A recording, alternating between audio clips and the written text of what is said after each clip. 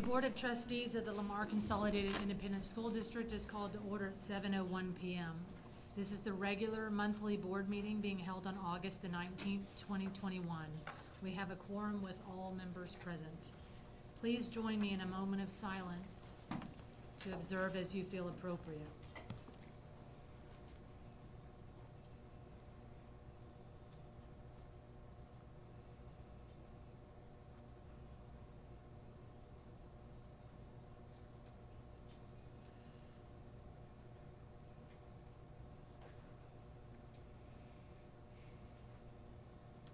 Please stand and join me for the Pledge of Allegiance and the pledge to the Texas flag. I pledge allegiance to the flag of the United States of America and to the republic for which it stands, one nation, under God, indivisible, with liberty and justice for all. On the Texas flag, I pledge allegiance to thee, Texas, one state, under God, one indivisible.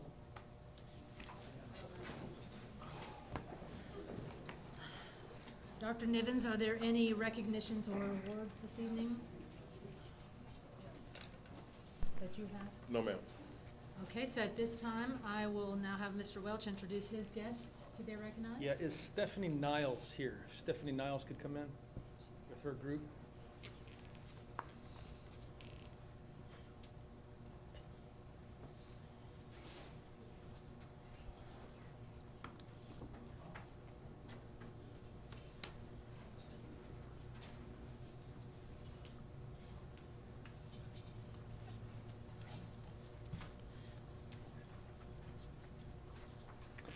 Okay, I would like to introduce Stephanie Niles, who is going to bring us up to speed on some of the accomplishments of our athletes at Foster High School who have gained national recognition by playing water polo. Also with her tonight is the Foster High School aquatics coach, Cassidy Parker, who came to Lamar last year and did a tremendous job continuing to build the stellar aquatics program that LCISD is known for.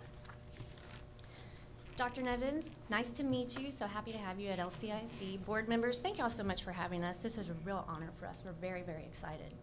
To begin, what some of you may know is that Foster High School has been the pioneer for water polo in LCISD.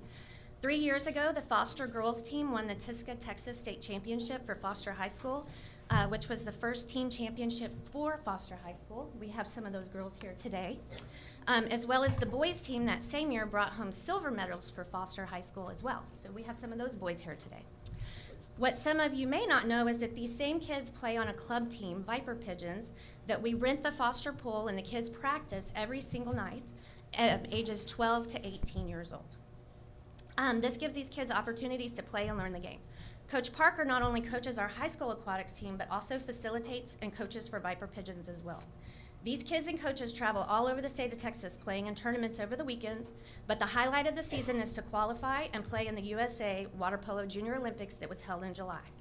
This is a huge tournament, and this year USA Water Polo, the same organization that now has the women's team USA, 3-time world champions, for the Olympics, chose to have our Junior Olympic tournament in Dallas.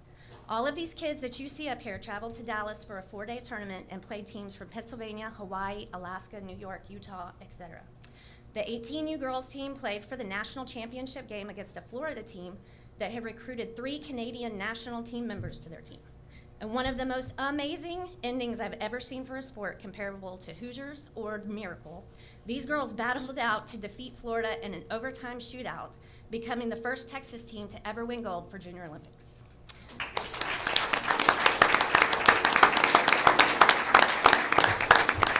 Here with us this evening, we have Calissa Niles, who will be continuing her collegiate career in Austin College in Sherman. We have Miranda Miller, who will be a senior next year. We have Susie, who will be a senior next year. We have Morgan, who will be a senior next year. Joining us FaceTime from Florida, because they're moving into school, we have Layla Trujillo, who will be going to Florida, and her sister Lola will be a junior, and we have Dahlia, who will also be a junior. In addition to the girls winning gold, the 18U boys team, who were ranked 23rd going into the tournament, played an equally exciting game to bring home bronze medals after winning in another overtime shootout. And for that team, we would like to recognize that they were coached by former Foster alumni Will and Nick Coulter, who are also at school right now continuing their collegiate career, and they started practices this week. We also have Lex Pham, we have Jeffrey LeBeau, who both graduated in May, with us tonight. Angelo Zania is moving into his dorm because he's continuing his collegiate career in Staten Island, New York, at Wagner University. So also, and Benson, where's Hunter? There he is. I don't want to forget anybody. Also standing up here, I have representation from our Wertheimer, Briscoe, and incoming Foster freshmen and some returning younger classmen. They all played in the Junior Olympic tournament and are a small representation of the kids from our district, the rest of whom are at practice right now, and these kids are itching to get back to. And they all had a great weekend as well when we were up there. I'd like to remind the board that this time next year, water polo will be an official UIL sport. And we're very excited about that, and we appreciate all the support that you guys have given us. Something to consider with each campus having practice pools would be to have offering it as a major sport, aquatics, to our 7th and 8th graders, and introducing it a little bit earlier and giving those options to our kids. And why is that important to LCISD? Well, due to the awards and honors that these kids have been earning over the years, Foster High School is now recognized by collegiate coaches as a top recruiting school. In the past 4 years, there have been approximately $1.2 million in collegiate scholarships awarded to Foster High School kids to play water polo.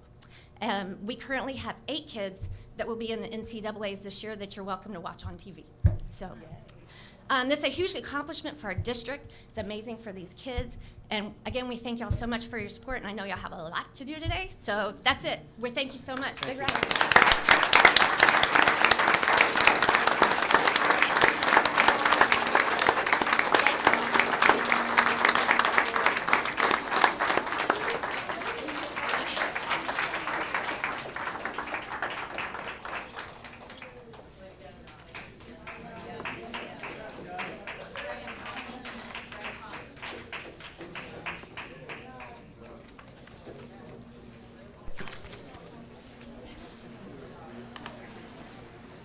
The echo. The echo. It's continuing on there. That's awesome. Good for them. Okay, moving on. That was wonderful. Dr. Nivens, are there any introductions? Yes, ma'am. Madam President, there are some introductions. I'll turn it over to Dr. Bowman. Thank you. Good evening, ladies and gentlemen on the board. Tonight, I'd like to introduce you to Lamar CISD's newest administrators. And it's quite the group. First up, I'd like to introduce you to Shane Amin. He is the new assistant principal at Wright Junior High. Congratulations. Thank you. Next, we have a gentleman that you all know, Mr. Alfonso Bates. He's our Chief Student Services Officer. Welcome aboard.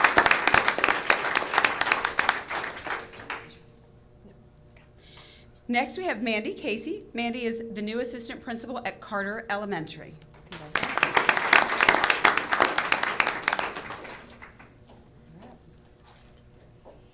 Next, we have Cdc Data, who is the new assistant principal at Briscoe Junior High.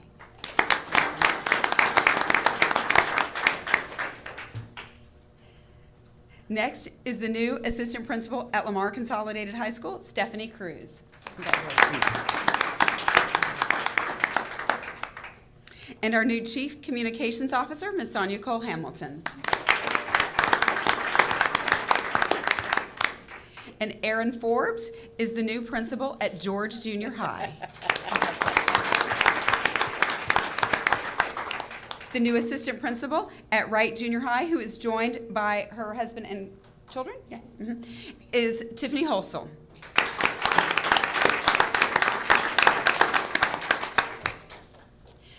The new assistant principal at Bentley Elementary, who is joined tonight by her husband and children, Regina Ingram.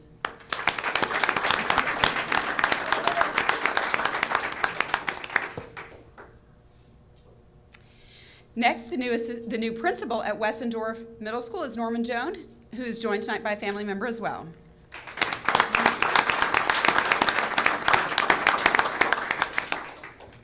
One of our new area superintendents for the Red Track is Wayne Morin.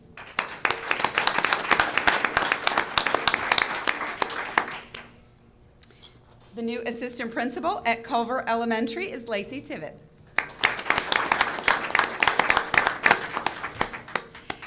And our new director for behavior supports and services in special education is Kenesha Waits and her family.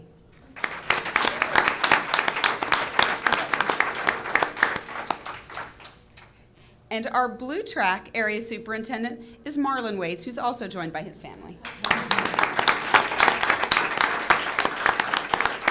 Thank you. See what happens when you don't meet very well. Ms. Vosick, is there any public comment? Yes, Madam President. If you wish to address the board, you must fill out a card and submit it before the presiding officer calls the meeting to order.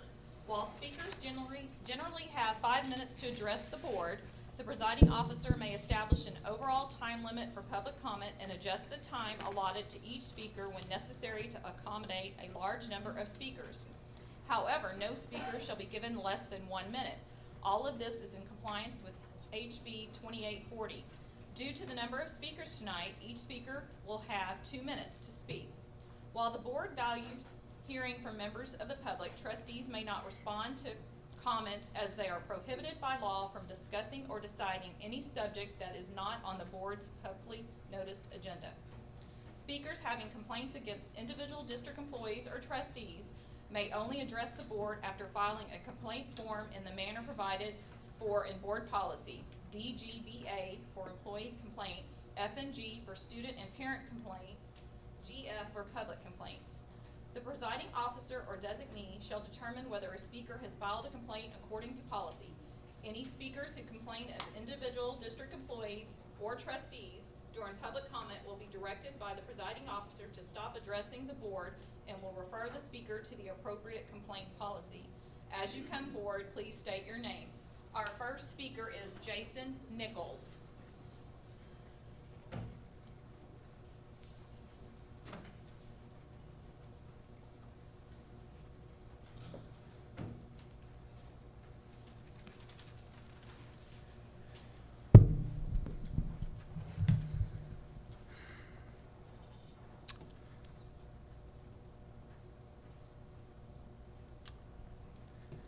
The board, Dr. Nibbins, thank you for your time and consideration.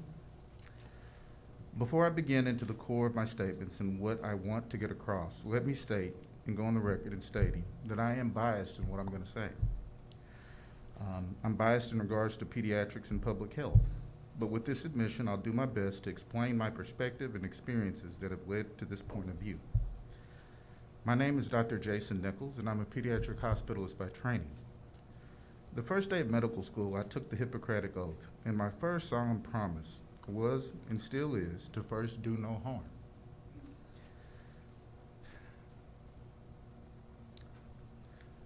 The teachers, administrators, and board members took an oath to protect and serve the children within the district. So we are similar in this regard. I'll ask you, Dr. Nibbins and the board, the same question that my chairman asked me my first day as residency, as my first day as a doctor. What is the most precious thing that a parent can give to you? What's more precious than my child or my children? Most parents would tell you nothing. Although children make up 25% of the world, they are 100% our future. Our hopes and dreams, our communities depend on them. We as adults have responsibility to protect them. When I was a fourth-year medical student, we had a whooping cough outbreak in our NICU. 10 patients died. These kids ranged from 25 weeks to 30 weeks gestation. Their parents entrusted them with us. Patient 0 was a nurse who was unvaccinated. The reason I bring this up is an ounce of prevention is worth a pound of cure. A whooping cough vaccine would have saved these 10 children. Sir, I'm sorry, your time is up.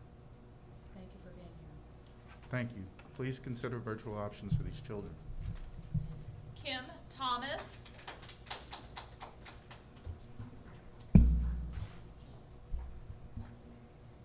Good evening. Not a doctor, very proud grandmother of 3 children on the maroon track in the district. There's so much information out there about COVID, about the risk to children, about masking. It just boggles the mind. Because this involves the people I love most in the world, I did more than listen to the pundits on television. I actually went to all these websites, including the CDC. I studied the outcome of results in Sweden and Ireland as far as masking in children. And I did what most reasonable adults do. I reached a conclusion. And the conclusion for my family is I have very healthy grandchildren. They have no underlying conditions that we are aware of, and they are at very small risk from COVID. They are, however, at severe risk from masking, physically, emotionally, psychologically, and we've all seen it this last year. I ask you to uphold the governor's order to ban mask mandates. I've been referred to as an anti-masker, and that's not true. I'm not an anti-masker, but I am very anti-mandate. I think every parent who is, we're responsible for these kids, physically, emotionally, biblically, until they become adults. And it's our decision to make with our families is what's best for our families. And please, don't lock us out of the schools again this year. These schools and teachers need our support. We've tried for years to get more and more community involvement in the district. And then that was all wiped away last year. We couldn't set foot in the schools past the front office. They need us. They need our volunteer time. They need to see that their parents and grandparents are vested in their education. Please, consider that. Ma'am, thank you for coming. Karen Logan. Karen Logan. Is Karen Logan here? Is it Chloe? Okay. Sarah Jordan.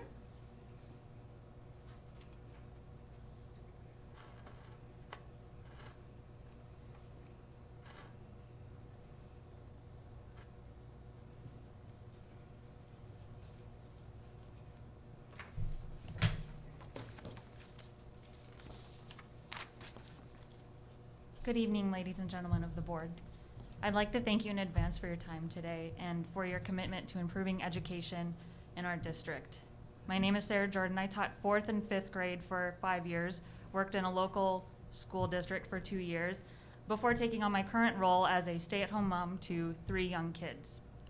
2 of my children will be attending a local elementary school this year, and I'm here to ask you all to be their advocates in light of rising COVID cases in our area.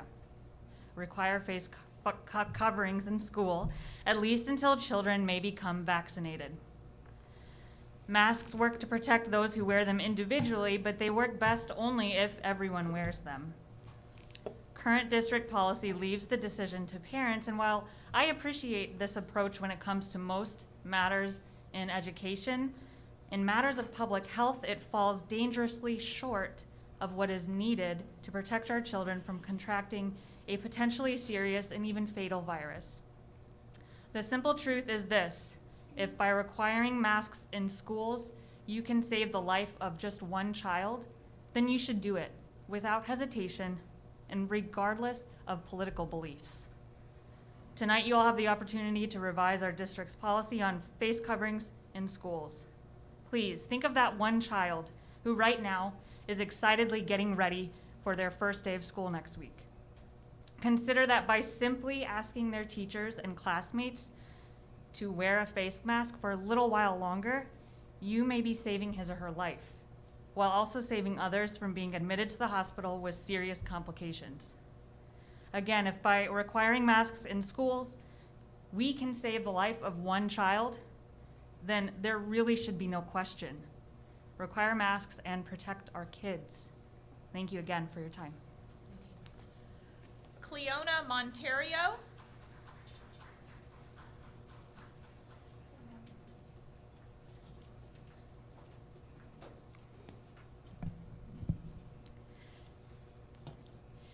Good evening to the members of the board. I thank you for granting me the opportunity to address my concerns. When this day started, I was just planning on going to work, visiting my daughter's elementary school, and then having a nice dinner with my family. But here I am unplanned having this conversation with you to raise up some of my concerns.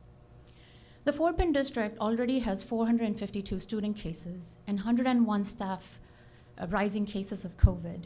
And that's just with elementary education starting August the 11th. Vaccines are only available to kids ages 12 and older. My kids are not eligible. They are 3 and they're 5. My younger daughter Leah has suffered 16 bouts of pneumonia in 3 years and has been in the ICU for 2 long bouts of about a month each. Having to see your child gasp for air and struggle to breathe is a trauma I wish on no parent. Needless to say, when it comes to COVID-19, my husband and I are risk averse.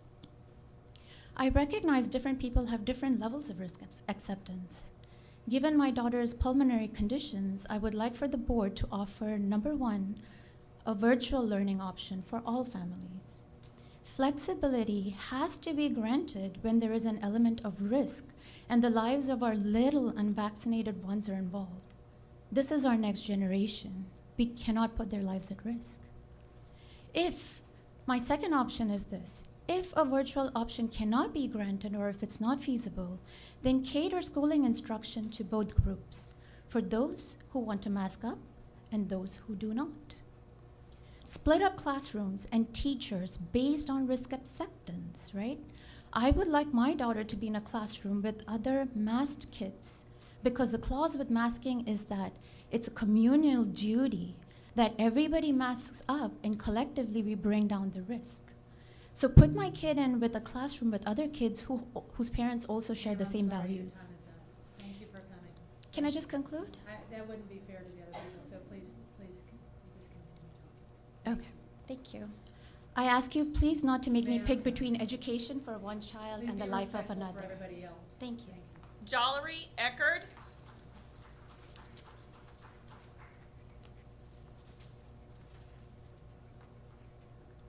Thank you for having the opportunity to come to you guys. I just moved to the area. I came here last minute and I had a big old speech and iPhone. I thought we had 5 minutes, so I'm just gonna say this.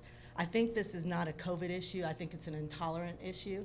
I think everyone has an opportunity to wear a mask if it works, get vaccinated if it works. We've had so many diseases throughout the history of the world. We have a constitution and freedom, liberties, and rights that we have to abide by, and it has to supersede anything personal or non-personal.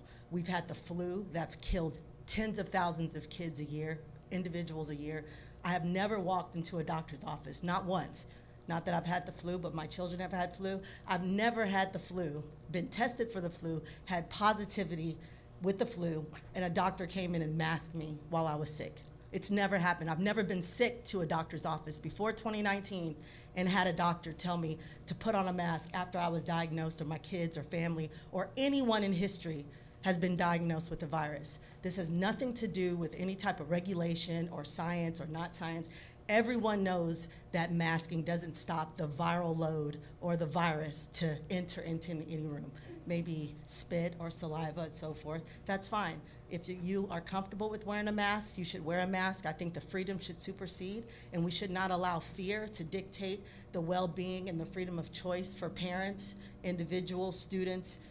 I have never had a kid outside of their families telling them to be fearful or scared. There's a 99.9998% of a child without comorbidities dying of COVID.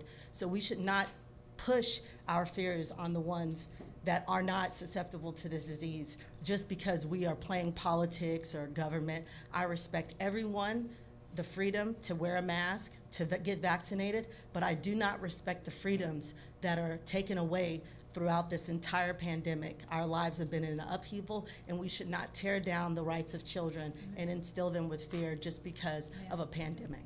Thank you. Thank you. Our next speaker is Jackie Hotzel.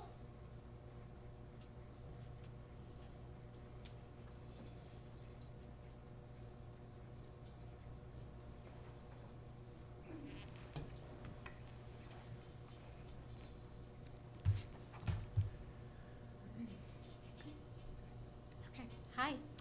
My name is Jackie Hotzel. I am a mother of 3. I have 2 in elementary and 1 freshman, and I am also a PTO board member. I want to address the potential revisions to the protocols passed on August 5th, specifically parents being allowed on campus this year. The decision made by the boards so far, I think, provide plenty of caution for our kids to return safely. It is clear the school board supports our rights as parents to guide our children and do what's best for them regarding masks.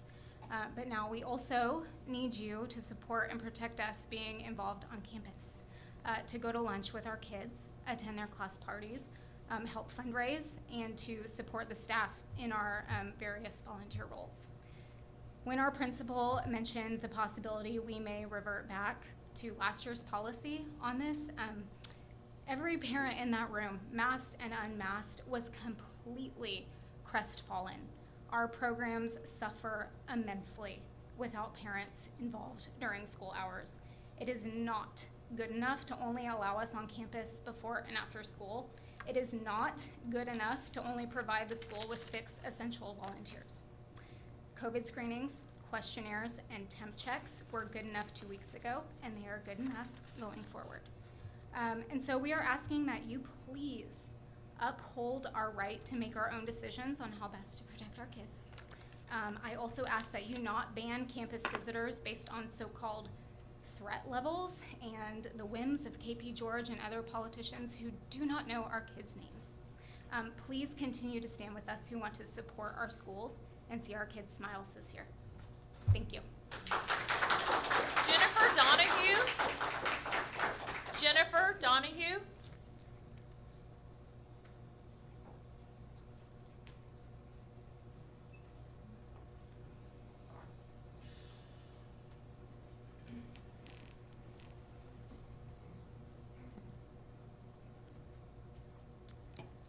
My name is Jennifer Donahoe. I have 4 children who will begin school Monday in 3 different schools in this district. All of them are excited to begin a new year where things seem to be back on track to normalcy for them. A few weeks ago, this board sent an email to all parents stating that parents are best equipped to decide whether or not their child should wear a mask. However, after telling parents that they are the best positioned to deal with these issues, you are now considering reneging on this promise. Some on this board now claim that an overwhelming amount of requests are coming in once again to force our children to cover their faces to appease the irrational fears of adults who refuse to acknowledge that the dangers of masking children in schools far outweigh any risks involved. Those who continue to advocate for the mandatory wearing of cloth masks are authoritarian science deniers. Those against mandatory masks advocate for choice. And that choice is based on science, not fear. After visiting 3 separate campuses this week, I do not believe that an overwhelming amount of teachers, parents, and children want to wear masks at school. None of the teachers, about 15 that I encountered with my children, wore masks. An overwhelming majority of parents and students at each of these campuses were not wearing masks. I think a select few are crying the loudest and trying to impose their will on everyone else. And you all even considering mandatory masks once again leads me to believe that this is purely political and not based on science. In closing, I believe everyone here would benefit from a basic civics course, especially those who seemingly advocate to disobey the governor's order regarding mask mandates. His order would trump your directive unless it is found to be unconstitutional. The Texas Supreme Court ruled with the governor in a similar circumstance, and some of you have the audacity to defy him and claim that you are heroes by being civilly disobedient. That is why I believe the power to make the choice to mask or not should remain in the hands of parents. Letitia Humphreys?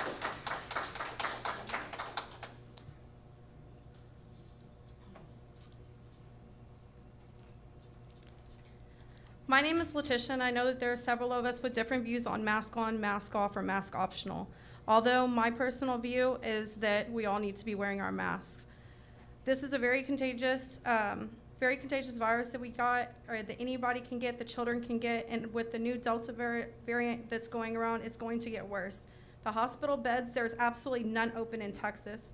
Please think about this. Everybody is standing here saying that wearing a mask to these kids is like wearing a muzzle A muzzle on their face is like an O2 on a mask on their face. Now that's a muzzle. These are not muzzles. So all of us as parents should take the precaution and listen to what's going on. Last year, everybody did mask up. The numbers were not as bad as they were now. I personally pulled my 2 high school kids from George Rance High School because of the teachers and other people that's not wearing masks inside there. Unfortunately, due to the virtual schools that are online, a lot of them are not providing for children they're only providing for children 3 through 12th grade. So it is not accommodated for our kids, that as parents that want our kids to go to virtual schooling or homeschooling online, then we don't have that option. So I would like for y'all to open the option up for us parents that do want to keep our kids home and keep them safe, and the other parents that don't want to keep their kids home and want to send them to school can send them to school. To date, COVID-19 has increased 332% since early 2021. Our levels are met, and that should mean that we should require more precaution.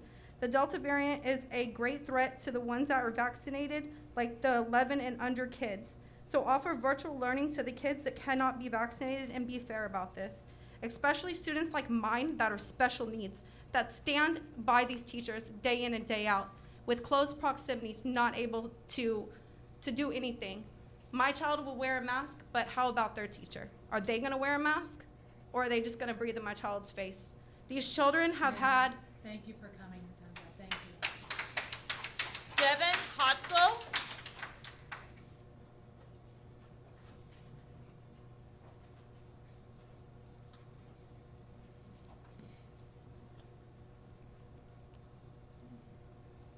Good evening, Board of Trustees, Superintendent Evans. My name is Devin Hotzel. I'm the proud father of 3 LCISD students. And I'm here today to provide a simple message that others are providing in a very impassioned way as well. It's just to continue on the direction that you have set. I am well aware, I think most of us are, of the unprecedented times in which you all serve your office. And I know the challenges that has created for your office. An endless array of impossible issues coming across your desk, and we appreciate it. But we are also very appreciative of the direction set for the 21-22 protocol, and I ask that you hold on to that direction and avoid any such policies which strip us parents of our most basic fundamental right, which is to make decisions for our kids' health, safety, and well-being. It's funny, that's such a basic fundamental right that up until recently we never really had to think about it. It was as involuntary as blinking or breathing. But now here we are having to talk about it and discuss it and defend it. And I ask that you just continue to keep that in mind and continue to steer away from those. The one thing I would close on to keep in mind as you're discussing this and debating this is that when we as parents give up something that basic and that fundamental to be able to make choices for our children, we should not expect to retrieve those liberties very easily or at all. So I want to close by saying that we do acknowledge the difficult times you guys are serving in this office. We acknowledge how important this office is, and we appreciate it. In my family, I can speak for my family, and I'm sure many others, we continue to hold this board and our teachers, administrators, faculty and staff, custodians, law enforcement officers, everyone who works day in and day out to support our school. We continue to hold you in our prayers, and we thank you for the work that you're doing. Thank you. Molly Thompson.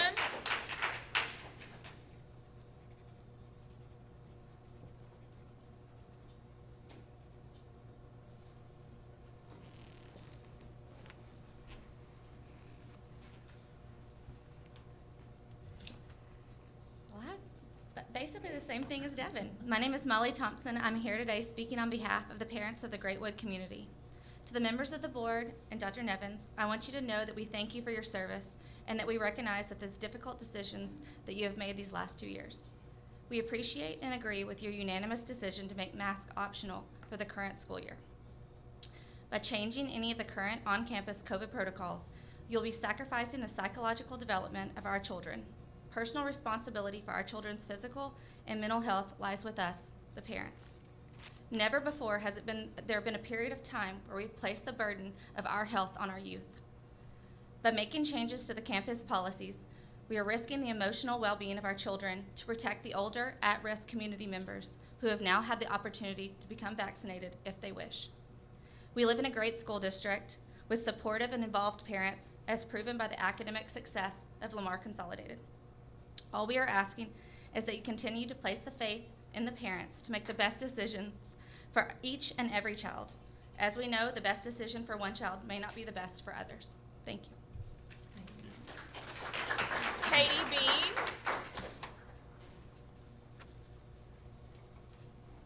Hello, thanks for having me here. My name's Katie Bean. I'm a Greatwood resident and I'm a critical care nurse. I've been a critical care nurse for 11 years. Currently, I work at a local hospital. Tonight, my goal is simple, to ask you to consider and reconsider your stance and policy on our children and the staff of LCISD masking. Many districts have opted to make masking part of their uniform. What a great idea. After all, our kids, they're used to masks. They've worn them all year last year. Remember a time when we all took care of each other? Who sits, think about who sits next to your child in class. And most of these children that parents are here, their kids are healthy, and I'm so happy that they're healthy. Even if they contract COVID or RSV or flu or some other virus, they're gonna be fine, they're gonna remain healthy. But what about their neighbor who sits at their desk? The desks are facing each other, like right next to each other. They're not spread out around the room like they were last year.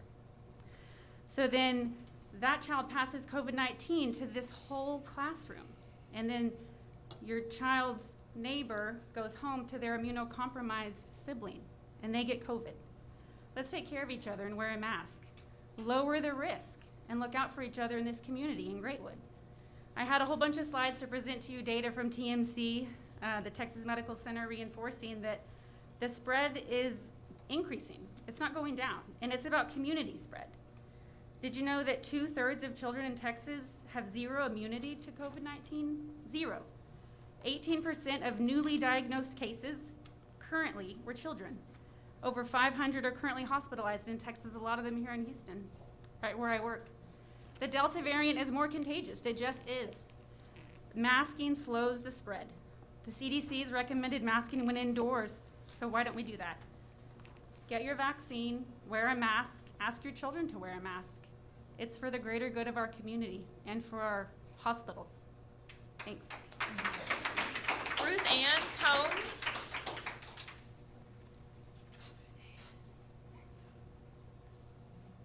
Hi, my name is Ruth Ann Coombs. Plain and simple, masks do not work. There are plenty of studies that say that, but all you need to do is read the writing on the back of the package that says, does not stop the spread of the disease, or not a respiratory protective device. We all have enough information about COVID now to know that it is a respiratory virus. If COVID is a respiratory virus, then why are we covering our children's faces with material that clearly states it will not protect them against it? Respiratory viruses are spread by aerosol particles that are small enough to fit through all masks. In fact, there are more dangers to our children by making them wear masks all day.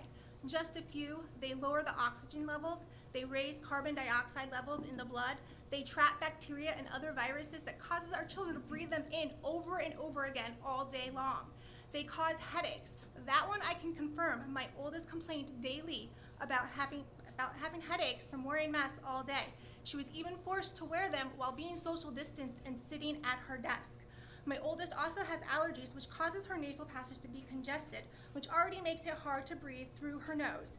Many times she would lower her mask below her nose so she could breathe better, and she would get yelled at. Even the principal told her if she didn't wear her mask above her nose that she would be suspended.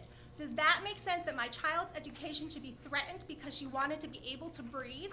Or how about the fact that during color guard practice they had to wear a mask, so sweat and dirt is accumulating on the mask and she is breathing that in over and over again.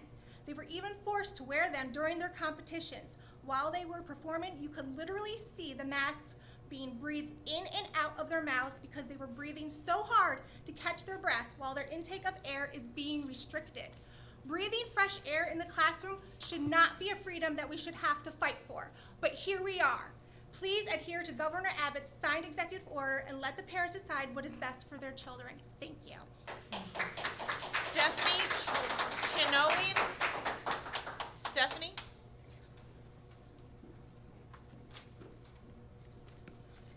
Good evening, members of the board and Dr. Nevins. My name is Stephanie Chenoweth. I am the mom of two awesome kids, and we are brand new LCISD parents. Last year, my son Jacob was in virtual year all year, but has just expressed his interest to go back because despite his awesome virtual performance, he misses his friends. He misses playing with people. We're new here. So I want to do everything I can to make schools safe for him, and most importantly, to keep the schools open. COVID-19 infection is incredibly serious. My family lost my only grandfather last November, and I still have yet to be able to even visit his grave because it hasn't been safe for my children to travel. So I really hope that they can be vaccinated and this can all be behind us. So what I'm asking is for just a few months to change the policies to help keep our kids safe. Number one, virtual learning for all who desire it without question. These people their concerns should be valid, and we should offer them virtual learning without having to jump through hurdles. Number two, penalty-free quarantine for all students and staff members. It's been brought to my attention that staff members are having to take their own sick leave to quarantine. So just one exposure can knock out their entire sick leave. So that puts people in a big problem and makes them make hard decisions. Number three, physical distancing. We can't cluster desks, please. Number four, ESSR funds being used to purchase HEPA filters to help filter the air. Number five, please limit visitors at schools in yellow, red, or orange risk levels. It's just too many extra people exposing and more risk for our kids. And finally, universal mask policy. Mask science has been pretty well documented and supported by the AAP and the CDC. The Fort Bend County Health Department has had an injunction held today, and my time is up. Sincerely, thank you, and have a good day. Thank you. Rebecca Clark. I'll start my time. I just want to say that everything I quote and put in here is on a thumb drive if you want it. So I have it available. So as a mother of 4 students, I'd like to first say thank you to those of you who've chosen to show great courage and integrity in this volatile time.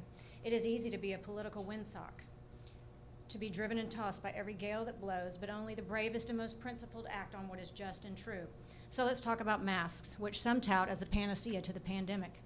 Dr. Osterholm, an epidemiologist who served on Biden's COVID task force, recently told CNN that, quote, many of the face coverings that people wear are not very effective in reducing any of the virus movement in or out. A case study documented in the Journal of Epidemiology and Infection concludes, quote, there is little evidence to support the effectiveness of face masks to reduce risk of viral infection. Dr. Fauci knows masking gives a false comfort and echoed this during a 60 Minutes interview when he said, quote, people should not be walking around with masks. Wearing a mask may make people feel a little bit better, but it's not providing the protection that people think it is. He then says, quote, there are unintended consequences when wearing masks. So let's discuss these. Headaches, dermatitis, acne, staph, learning impediments, discomfort, habitual mouth breathing, which can lead to facial deformity, and just some of the possible effects of masking. In the Journal of Otolaryngology, Head and Neck Surgery, Dr. Coca writes, quote, possible psychological harm of widespread masking is an even greater worry. Covering a child's face mutes nonverbal forms of communication and can result in emotionless interactions, anxiety, and depression. Seeing people speak is a building block of phonetic development and is especially important for children with disabilities, as in the case of 2 of my children. Data and science aside, let's consider the way we comport ourselves before our children. Maya Angelou said that courage is the most important of all the virtues, because without courage, you can't practice the other virtues consistently. Will our children see us cower in fear and live as if we're on the brink of extinction because of a virus that has less than 0.5% chance of killing us?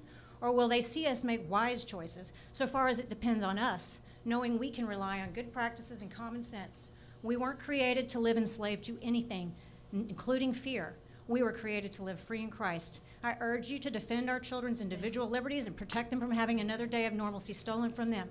Last year, we reaped the wind. This year, let us not reap the whirlwind. It's time to stand.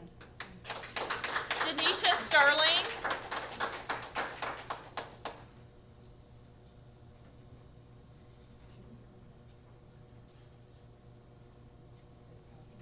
That's the timer. That's the timer. Yeah. Okay, then I'm gonna switch this one. Hello, board members. Welcome, Dr. Nivens. I am here to ask for virtual learning. I have 2 daughters that are unable to be vaccinated, and one that is severely high risk. She cannot even catch a cold. We have spent 2 times this year at the hospital, in the medical center, because of her illness. So I'm asking that you guys would open up virtual learning so that limits her risk of exposure. Thank you. Thank you. David Minow.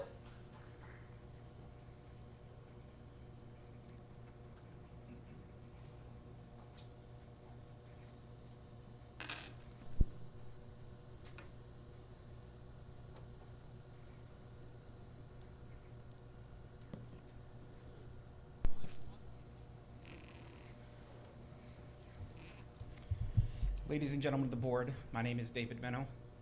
I'm not here to talk about masks. I'm here to talk about the lack of educational support needed by special needs children in the district. I have 2 children that attend Thomas Elementary. Both of them are diagnosed with a rare genetic disorder that is found in less than 100 people worldwide. Because of this condition, they suffer from developmental delay in gross and fine motor skills, communication, diapering, toileting, and personal needs, and they both suffer from seizures. Due to their age and condition, they both require a one-on-one nurse attend them throughout the day. Last year, due to COVID, they were placed on homebound service, but it soon became apparent that they needed to return to school for physical, emotional, and social needs. In an ARD meeting in December, we were assured, we have 2 nurses ready to go on January 4th to attend to your children. But lo and behold, we showed up January 4th, nobody's there. It took you, the district, 4 weeks to find nurses to attend to our children. The rest of the school year was further frustrated by those nurses quitting for one reason or another. By the end of the school year, the district owed them enough hours of service that they were able to attend school for all summer long, 4 days a week, and you still owe them hours that are going to now be carried over to 2022. We were assured this would not be an issue next year. Well, despite our efforts to find out information, there has been a major lack of communication from people we have contacted. We now face the fact that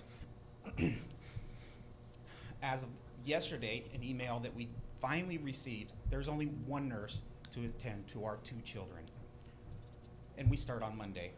Why is this? You have had 3 months to prepare for these children. So and your time is up, but thank you for coming. thank you for your time. Stacy McCarty.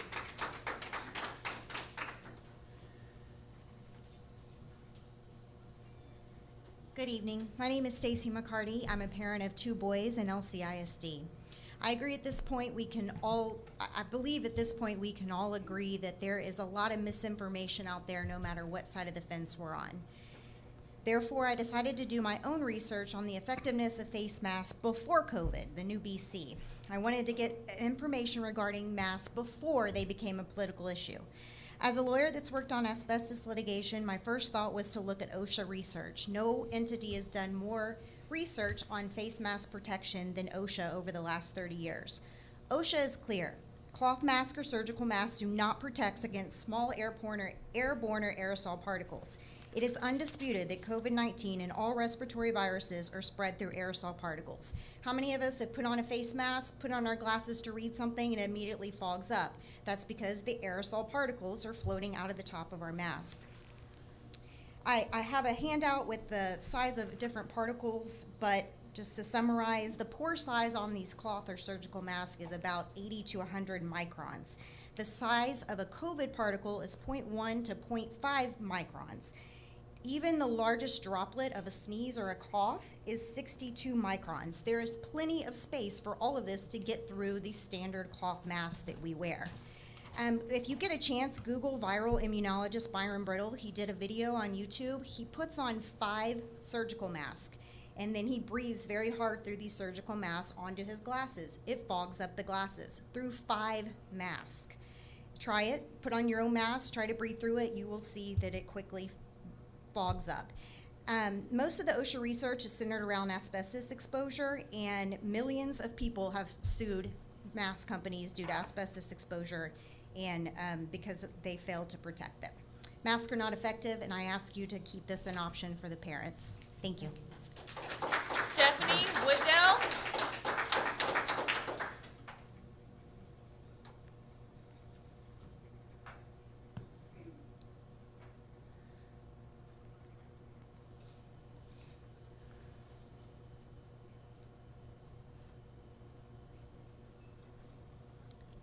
Good evening. My name is Stephanie Waddell. I've got 2 young children that will attend elementary school this year, one going into kinder, one into 4th. Sorry. I don't have an overly prepared speech, but I do want to share my thoughts. I want to profess my gratitude, first of all, for the strength that the board and the district has shown through the past year and a half. I think the way that the board and the school district has handled the COVID-19 protocols to this point has been very strong, very reasonable, very protective of the children and making the right decisions. And I think the stance that you guys took was very strong and very reasonable coming into this school year.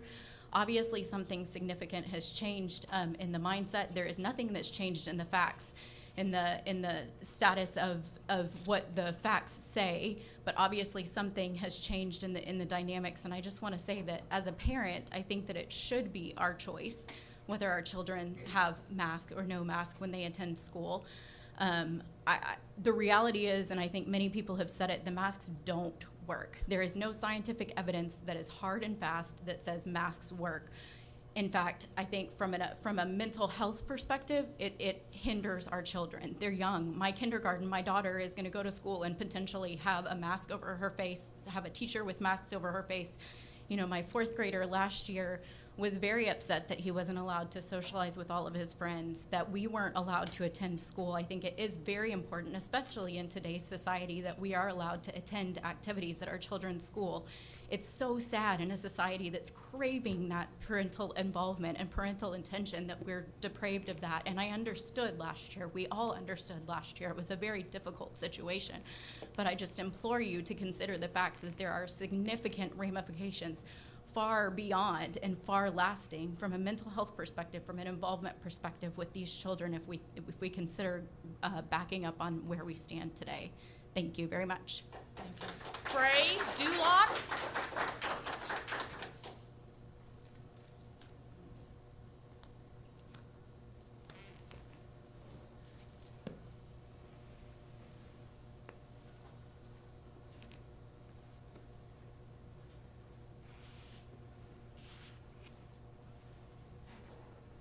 Hi, my name is Bria Dulock, and first and foremost, I'd like to say, over the past year, I've been nothing but proud to say my son went to Lamar Consolidated. Of all the people I knew, y'all were the only district that had the courage last year to open in person on time. And we've been proud to say how great of a year it was. But at this point in the pandemic, the one thing we do know is that masks are not effective. We wouldn't be here if they were. We know that the impact of COVID on our kids is minimal. But what we do know is the mental health impact of the masks and the isolation is high. So what we would like to do is implore you to continue down the road with the protocols that have been set for this year and let it remain the parent's choice on whether or not to mask our kids. And on a lighter side note, my son's mask came home every day wet and smelling like a foot. There is no way that's healthy. Thank you. Cindy Harden. Cindy Harden.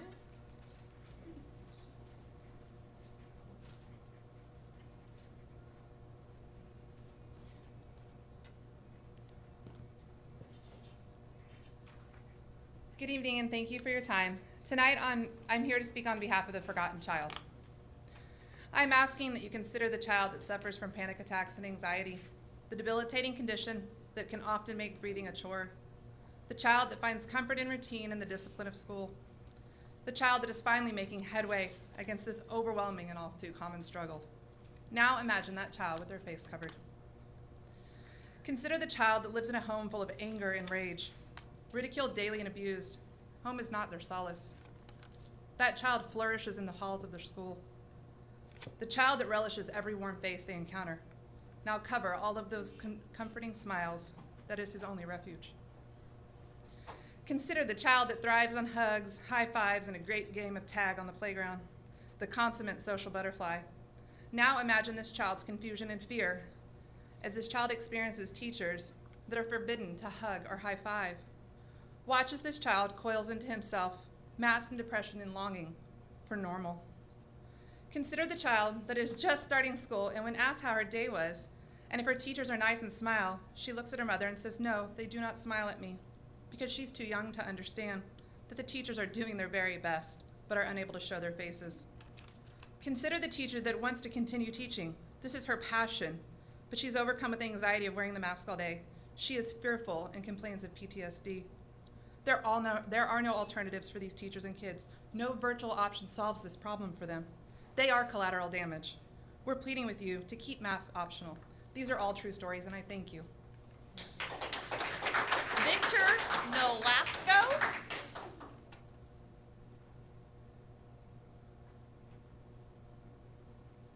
Victor Nolasco.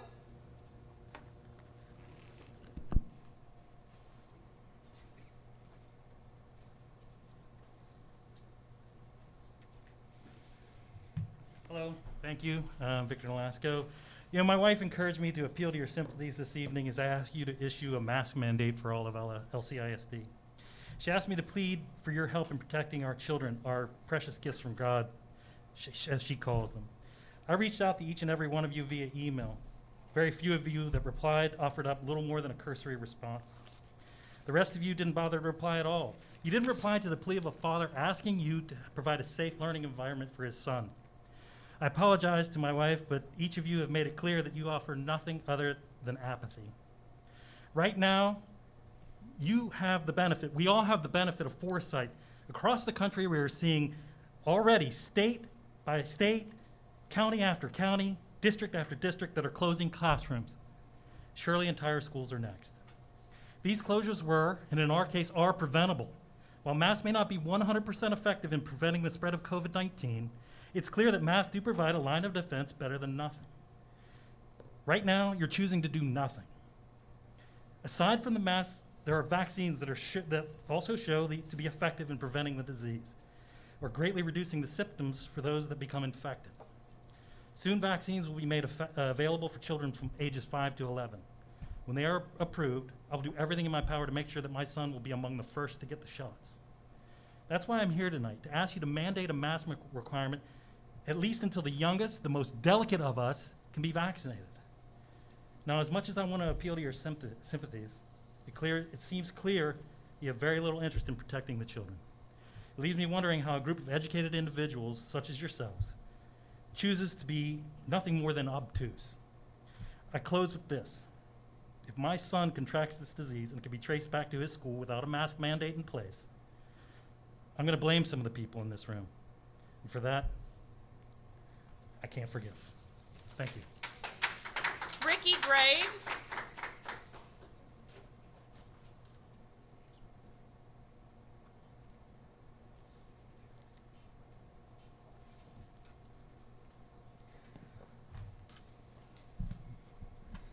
Hello, my name is Ricky Graves, and I'm the parent of 2 children who attend Dickinson Elementary. I'm here speaking on behalf of myself and my children in support of mandating masks. Both of my children are too young to be vaccinated, and my daughter is immunocompromised due to having a heart transplant. Both of my children received special education services. They attended virtual school for the past year and a half and did not do well. My daughter has to repeat 1st grade. She needs to be in school, but it has to be in a safe environment. The school district offered me homebound, which is 4 hours of teaching per week. This is far from ideal. I was excited at least to have my son, Ben, who's supposed to attend 5th grade person this year, but that's not happening after Meet the Teacher this week. Noticing most kids and parents were unmasked in the school building, I realized it's not safe for him to attend person. When I asked his lead special education teacher at the school if she would wear a mask just to protect Juliana, my daughter, who's immunocompromised, she laughed and said no. So did another special ed teacher who teaches in the medically fragile unit. She refused to wear a mask. None of the special ed teachers were wearing masks that day. As teachers, I would hope that the values and kindness in the community that are taught at this school would be exemplified in their actions in the classroom, but clearly this is not the case. Disability Rights of Texas filed a federal lawsuit against Governor Abbott and TEA on behalf of 14 plaintiffs, including one from Lamar. y'all are forcing parents to choose between the health and their child's education. Allowing for personal responsibility does not work in this situation, as a parent's choice to be irresponsible can directly impact the health of masked children. According to Dr. Anita Surkar, infectious disease specialist at UCLA, perhaps never in history has anyone's personal choice impacted the world as a whole as it does right now, when hundreds and thousands of people continue to die, when the most vulnerable members of our society, children, cannot be vaccinated. The luxury of choice ceases to exist. Dr. Mark Boom recently said hope is not a strategy for... Thank you. Your time's up. Thank you. Heather Foster.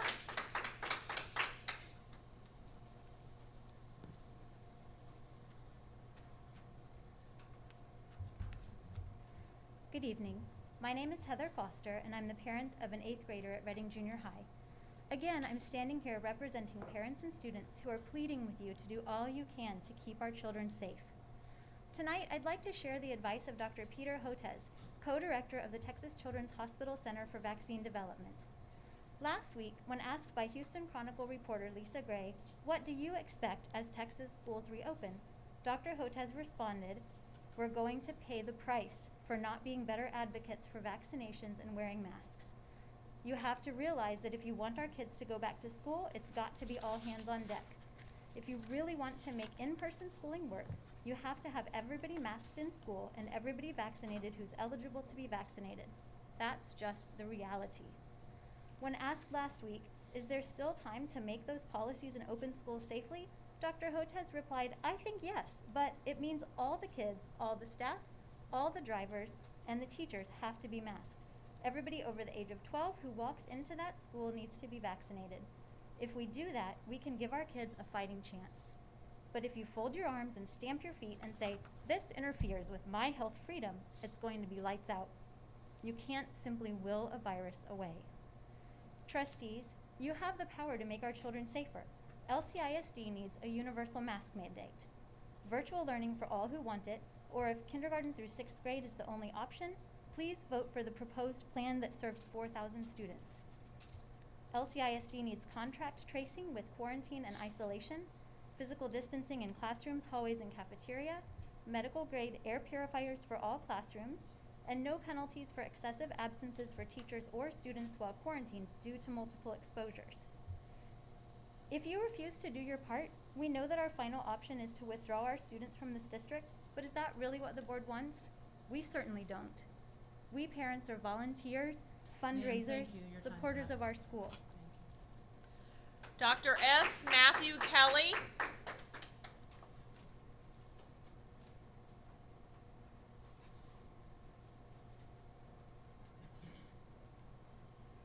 Good evening. I'm a third-generation doctor.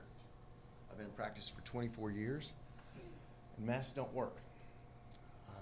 I got plenty of sad stories. I got friends who passed.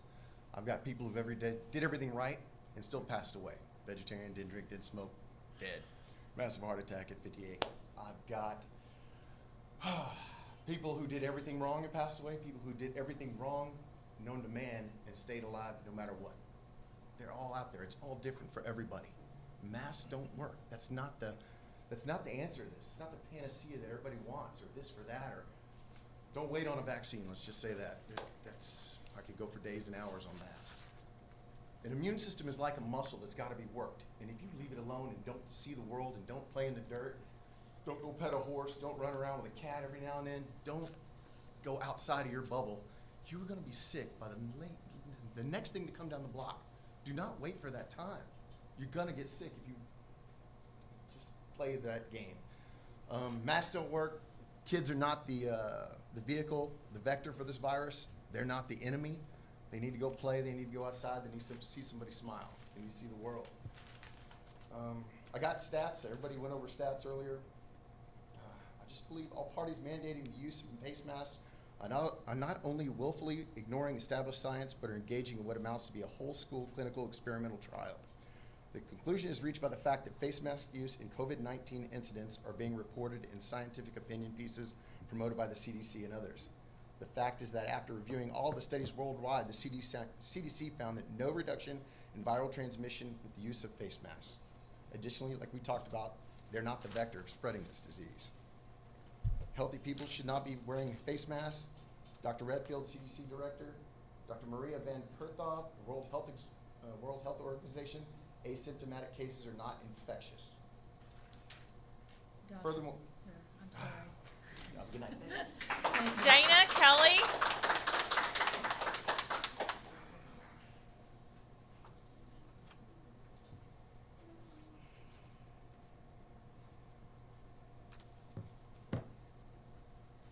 On the Lamar website, it says, right under the mission statement. I'm sorry. Dana. On the Lamar website, it says, under the mission statement, Lamar CISD will always focus on putting students first. Are we putting children first? By mandating masks, you would be putting fear first, putting propaganda first, putting fake science first. Are you going to prevent children from entering the building who refuse a mask? It's a slippery slope. What's next? Vaccines? Are you going to refuse FAPE to children? Would you discriminate against children whose parents refuse to buy into this fear? Listen to the actual science, which is clear that cloth masks do absolutely nothing to protect anyone. They do harm children by preventing them from breathing clean air. They harm children by keeping germs and bacteria at their nose and mouth, causing bacterial illness. They do harm children by causing them to feel uncomfortable and dizzy. They do harm children by making them feel confused because they cannot read social cues. They harm children by preventing them from fully participating in class lessons. They do harm children because teachers yell at them needlessly to pull their masks up over their noses. They harm children by causing distractions and disrupting learning. They harm children socially because they decrease social awareness and interactions. They also cause breakouts, my daughter wanted me to tell you. They especially harm children when they're asked to wear them during recess and PE. Do you wear a mask all day for 8 hours and get yelled at if it's below your nose? No, you do not. Look at all the people here. No one's wearing a mask. Hardly, what's the percentage of people wearing a mask here? That should be your straw poll. Not all the calls and emails you're getting, the people who showed up. Please do what's best for our children. Please put them first and do not make them wear a mask. Thank you. Grant Kelly.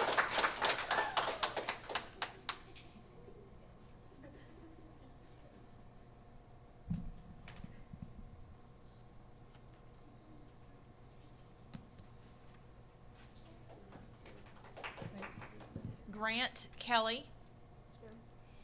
My name is Grant. I want to tell you why I hate masks. When I wear a mask all day, I cannot breathe.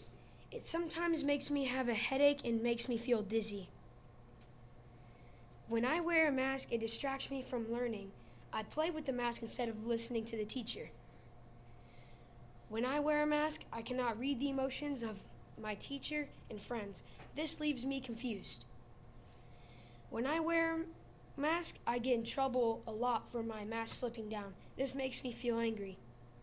When I wear a mask during recess, it makes recess miserable and not fun. I learned that masks don't really stop the spread of COVID, and people will get sick even if they wear a mask. Our best defense against COVID is to live healthy by washing our hands, exercising, eating healthy foods, and taking more vitamins. Why do you want to take away our free air? Why do you want to make us feel uncomfortable and dizzy? Why do you want to make us distracted when we are trying to learn? Why do you want to take away our fun at recess? Why do you want to take away our freedoms? Why aren't you considering kids' needs first? Let them breathe. Natalie Blakely. Natalie Blakely.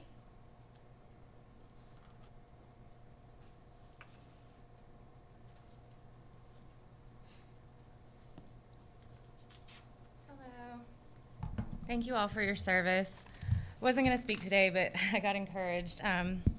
So I kind of understand why everybody's afraid or maybe fearful if they're watching the nightly news or they're clicking on something on social media. It's intended to increase viewership for profit. So I decided to actually go and look at the American Academy of Pediatrics website and find out exactly how many kids are dying from COVID, and found that between March of 2020 to August 12th of 2021, 0.00 to 0.03% of all child COVID cases resulted in death. COVID is a virus. We know that viruses mutate. It's not going anywhere. I'm not necessarily comparing it to like the cold or the flu and contagion or anything like that. I'm just saying that we have the cold every year. We have the flu every year, and COVID is a virus that's going to mutate. We're going to have it every year. So how long are we going to insist that our children stay masked? 1.5 years. After 2 weeks to slow the spread, it's time to stop mandates and allow individual choice.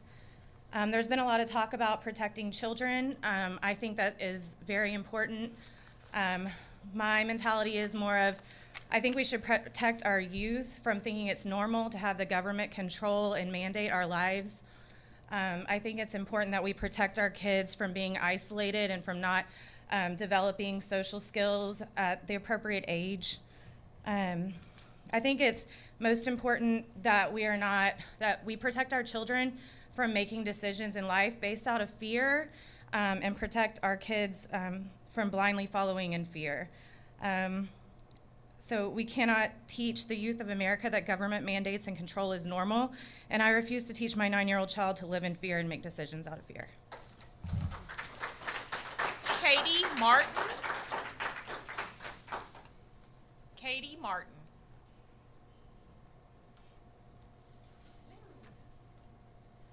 Good evening, everyone. My name is Katie Martin. I am the mom of 4 children, a 5th grader, a 4th grader, a 2nd grader, and a preschooler. I am also a board-certified family nurse practitioner with 10 years of experience, and prior to that, I was an emergency room nurse for 5 years in the Houston Med Center. I'm here tonight, speaking in front of all of you, to give you some facts. And clearly, by what I've been hearing tonight, we need some solid science here. I'm also here to be very transparent for the fact that my children will never enter a school building with a mask on their face. I took them out of school last year. The science doesn't prove it. The science doesn't say it. On a daily basis, I see patients with far more mental health issues than wearing the mask. The anxiety is not about the virus. It's the social isolation. It is my right to choose, as a parent, what is best for my children. COVID-19 is never going away. That's what the CDC, the NIH, the state and local health agencies are not being transparent about. I'm going to go into a little bit of virus science and kind of skip over some other things because they've already been touched on. But human coronaviruses were first identified in the 1960s, and they were named for their crown-like spike structures. This kind of ties in the spike protein. Coronaviruses also have animal reservoirs, very important, meaning they can infect animals as long as mammals, cats, bats, dogs, chickens, whatever. Because of this, they will inevitably continue to mutate and make new variants and will continue to infect in humans every year. This is different than smallpox, pertussis, and several other illnesses that vaccines are effective for. The CDC estimates that coronaviruses account for approximately 10 to 15% of our quote-unquote common colds or upper respiratory infections per year. As children and adolescents have been building their immature immune systems, they've been infected and repeatedly by these coronaviruses, and they have natural immunity to them. Ms. Martin, I'm sorry to cut you off. Your time's up. Oh, okay, great. Jennifer Pickering. Jennifer Pickering.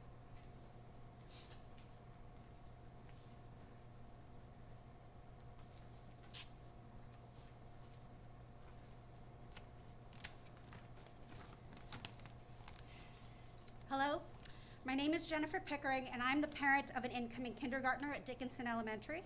I ask you to please vote in favor of the following COVID safety measures: universal mask mandate, virtual learning option for all who want it, contact tracing with quarantine and isolation, physical distancing, medical grade air purifiers for all classrooms, no penalties for absences due to quarantine, and only essential visitors allowed while our county risk level is yellow, orange, or red. These measures are essential to protecting those who are most vulnerable in our communities. I am one of those people. 2.5 years ago, I was diagnosed with an adult onset primary immunodeficiency disorder.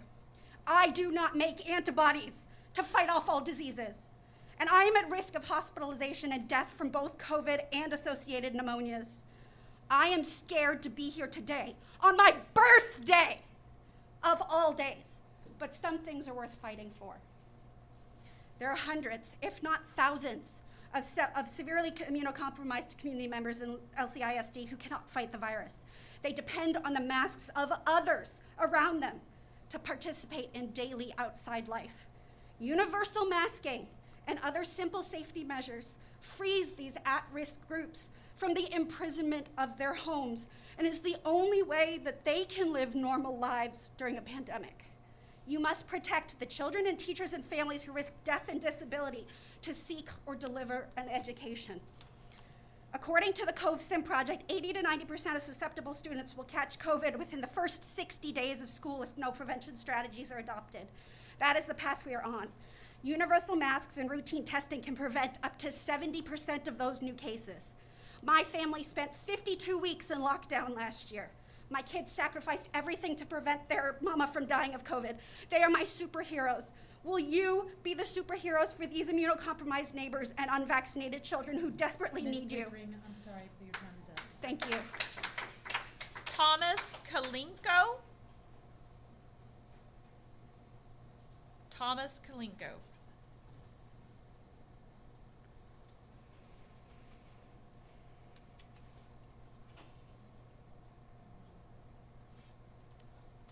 Good evening, board. Thank you for your time. Dr. Thomas Kalinko, I'm a chiropractor locally here, take care of children and families. And I came across a post that blew me away that is supported by CDC numbers, and I just wanted to share that tonight with everyone. Children have a 99.997% COVID-19 survival rate. They have a higher risk of death from flu than they do of COVID-19. So let's review that CDC data. In 2017 and 2018, the flu season of 4-month duration, there was 643 children 0 to 18 years old that died.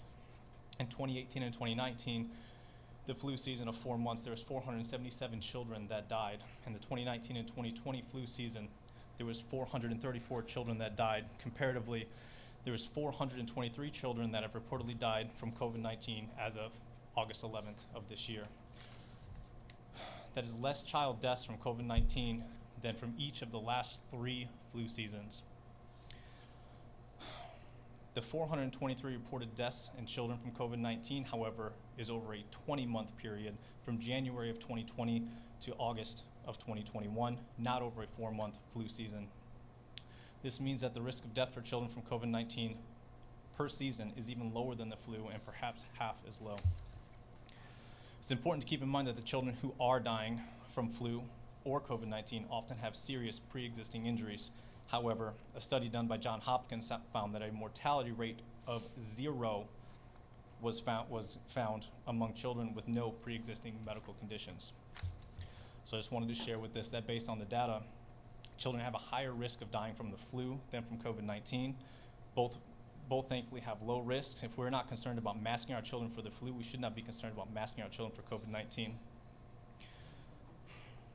Children should not be afraid of COVID-19 or each other and should not be wearing masks by mandate. I share this information to help educate those present this evening and urge the board to keep masks optional. Thank you for your time. Vicky Kaufman. Vicky Kaufman.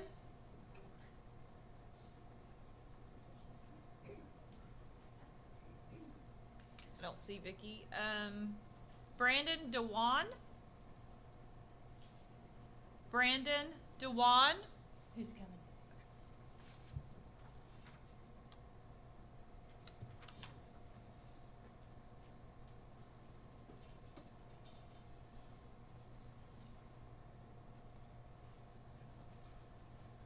Hello, board. Thank you. I'm here to bring a solution today. I'm the CEO of a company here in Houston called Disinfection, and we challenge the status quo to bring solutions to the world's problems. We distribute about $1 billion of products globally, and we have a market-leading continuous air and surface purification technology that has been validated by over 63 of the leading health organizations, American universities, and independent laboratories worldwide.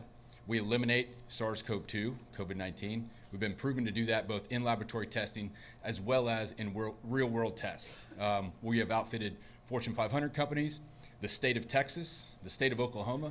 The state of Texas chose our technology out of all the other ones to protect the state capitol. We've outfitted over 1,000 of our units in the Texas State Capitol and Capitol Complex to protect the congressmen and women. So I would ask that if they think that this is the technology that will help them, I would encourage everyone to be aware that this technology is out there that can really help these kids. We convert air and moisture into bipolar ion molecule clusters. It's then populates throughout the air and blankets the surfaces. We're registered with the EPA and meet the criteria and validated by the FDA as well as OSHA to be safe to operate in populated areas. We also operate in a lot of mass transit authorities.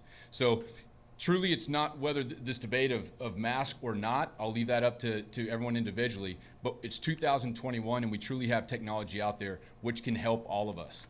And we have reduced the absenteeism and the infection rate in every single school, in every single business, in every transit authority, everywhere around the world that we've implemented this.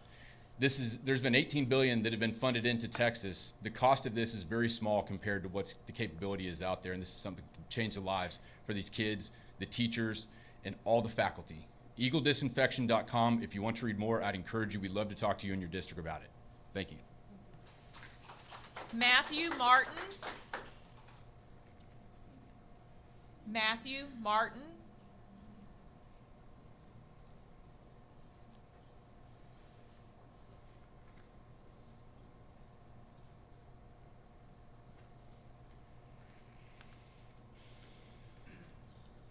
Hi, how's everyone doing? My name is Matthew Martin.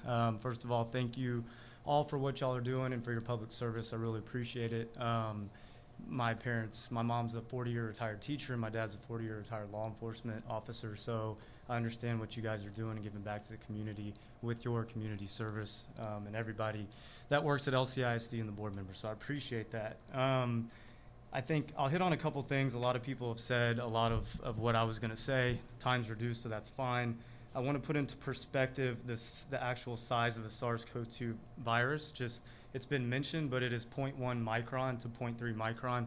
So if you take the size of a human hair, it is 1/1000th the diameter of a human hair. So for example, if you're wearing a mask and you have creases in your mask, openings in your mask, if a hair can fit in there, 1,000 SARS can come out. There's nothing in that mask that's disinfecting before it comes out. So just to put that into perspective in this whole mask debate. I have a minute, so I want to quickly touch on the virtual learning option that I heard about on Tuesday night. I think that virtual learning, it happened last year. It was pretty much students choose what they want, or parents choose for their students. I think this year, from what I heard, is the district's considering spending anywhere from $3.5 million to $14 million to appease anywhere from 1,000 to 4,000 students. I think rough estimate is that's anywhere from 5 to 10% of the student population. So the funds that are available, my understanding again from that night is it's about $25 million. That the figures that I just mentioned, the 3.5 to 14 million, would be used over one semester. I think we can do a better job of spending these funds, finding better solutions, using technology, doing what we can to serve 100% of the students versus 10% or less of the students. I'll end there. Thank you for your time. Please do not mandate masks. Thank you. That's all, Madam President. What? That's all. Okay.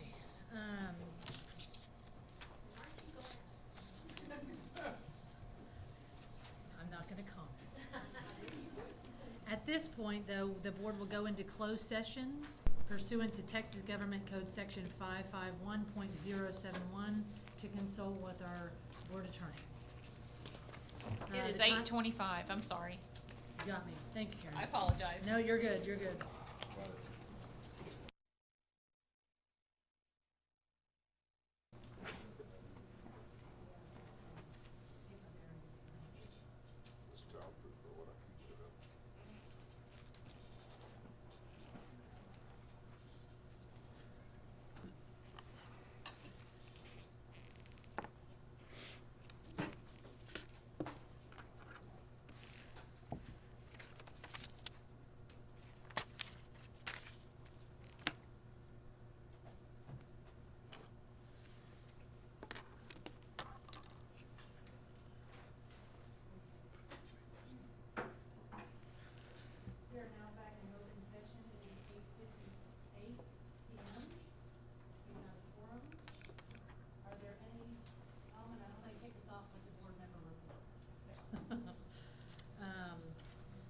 So Dr. Nivens and our entire board went to the Summer Leadership Institute in San Antonio in June, where we were able to gain information on how to successfully lead and advocate for our students and community. Our sessions included a wide range of pertinent topics from student achievement to policy. We also spent the better part of a weekend at the end of July attending a local board training where we reviewed our board policies, our committees, reviewed our board self-evaluation and several other things. Dr. Nivens and I were also able to take the child advocates and Casa tour of their new building, and we look forward to building a stronger relationship with that organization. Any other board member reports? Ms. Danziger? Okay. On July 30th and 31st, there was several of us that volunteered and visited Common Threads for the Hope on the Brazos. This has been an annual event for several years now, except of course last year. We were able, but we got to do it this year in the newly renovated Common Threads building, which we also visited when we took the tour of the camp of LCISD a few weeks ago. There are hundreds of families that obtained clothes and shoes from Soul Love and toiletries and new backpacks with school supplies. They've been meeting with families daily since then, for families that couldn't come, getting their young people ready for school. I do want to send out kudos to Alita Castillo, Jill Davis, and of course Dr. Jennifer Roberts and all the volunteers that were there. It was hot. It was a lot of people. There was one volunteer that all he did was go up and down the line handing out water with a smile on his face, and it's so enthusiastic to see people coming together to help our LCISD families.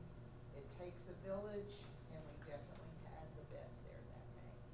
It was a wonderful event. Thank you. Well, I was going to talk about SLI in San Antonio, but you mentioned that. So I forgot. that's I'm all right. sorry. Please give more detail on it. No, it was great. It was a great conference. I'm sorry. The other thing I did do since last time we were all here, which has been a long time, I went to the Summer Family Science Night at Smith Elementary. I think that was in July. I've lost track of a lot of things. I took one of my daughters with me, and we had a really good time. So it was a great summer event put on by the district.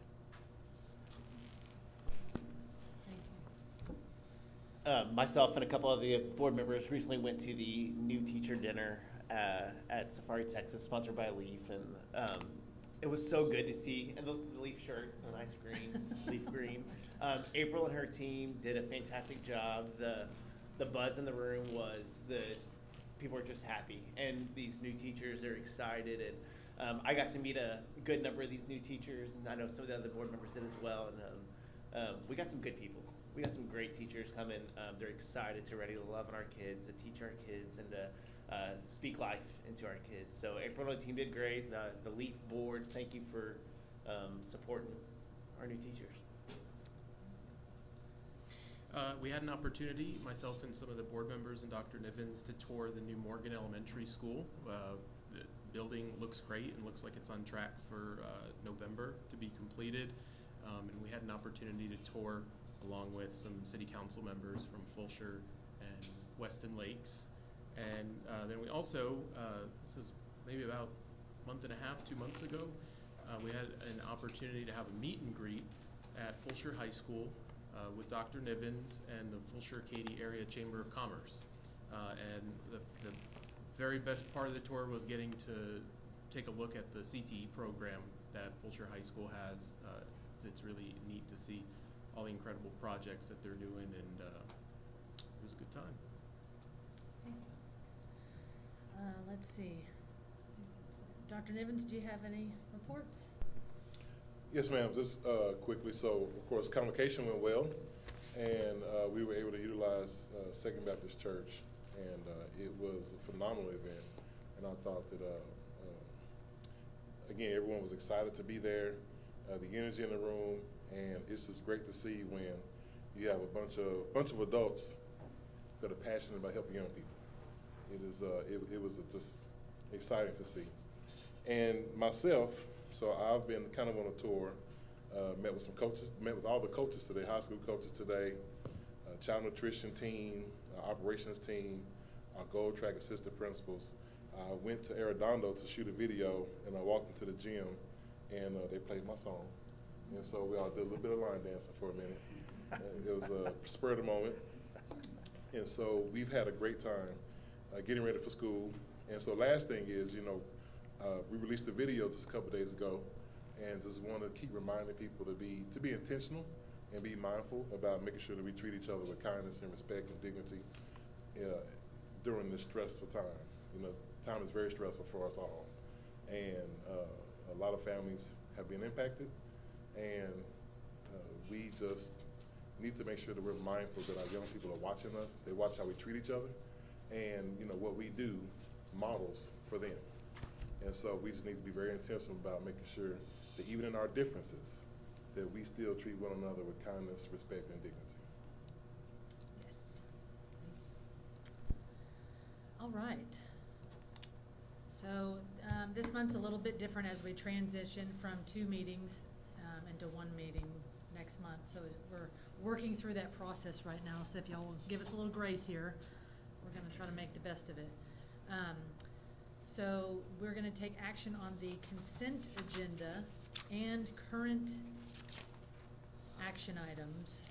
So if there are any, normally we would go through and I would read all of them off, but now we're just gonna ask the trustees to pull the ones that they want to be pulled.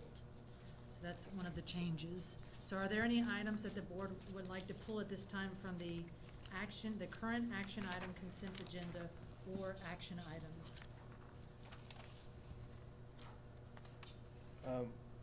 We have to pull B1E because of the language in the contract says we must discuss the progress on the night it is adopted, and tonight's the night we adopt it. And this is the, You talking about the optional flexible day? Yeah, I talked to Dr. Smith the other day, and she reminded me that I said that last year, and it's part of the law. So we have to discuss the progress of the 1621 program, according to the contract, on the night that we adopt the contract. Thank you. Any other items?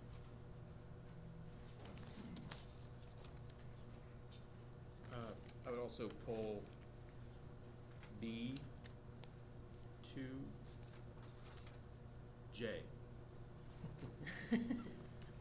B2J, pulled, okay? Any other items?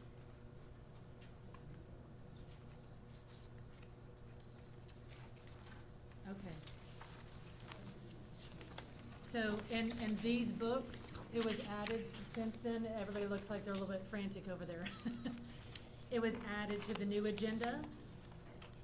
So it is online, but it's not in this big old book. It's an yes, got it, all right. Okay, so we're just pulling 2. Okay, so may I have a motion to approve the current consent agenda and current action items with the exception of items B1E and B2J. I'll make a motion. Mr. Welch makes a motion. Do I have a second? Okay, he raised his hand. You said it, but I'll go with, okay, he's letting you have it. All right. Ms. Brunzell seconds the motion. Thank you. Okay, any discussion? Okay, hearing none, I call for the vote. All in favor, raise your hand, say aye. Aye. Aye. Okay, none opposed, motion carries. Okay, we will now read the resolutions beginning on page 94. And we already have our, you wanna do the first one? Can you do the second one? Okay. Resolution proclaiming Childhood Cancer Awareness Month. Whereas in the United States, almost 16,000 children under the age of 21 are diagnosed with cancer every year, approximately 1/4 of whom will not survive the disease. And whereas cancer is the leading cause of death by disease among Texas children between infancy and age 19. And whereas an estimated 1,700 children aged 19 and younger in Texas were diagnosed with cancer. And whereas the objective of Childhood Cancer Awareness Month is to put a spotlight on the types of cancer that largely affect children, survivorship issues, and help raise funds for research and family support. Therefore, the Board of Trustees of the Lamar Consolidated Independent School District declares September 2021 as Childhood Cancer Awareness Month in Lamar CISD and encourages members of our community to reaffirm their commitment to fighting this terrible disease. Thank you, Ms. Brunzell. Mr. Hubenak? Resolution proclaiming Hispanic Heritage Month, whereas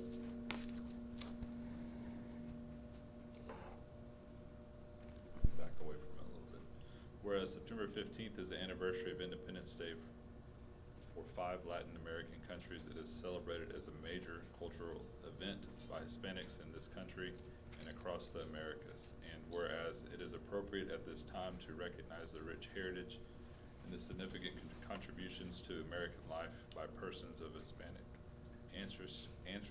ancestry, and whereas schools are in a unique position to share appreciation for Hispanics among children from all races and backgrounds, and whereas Lamar CISD schools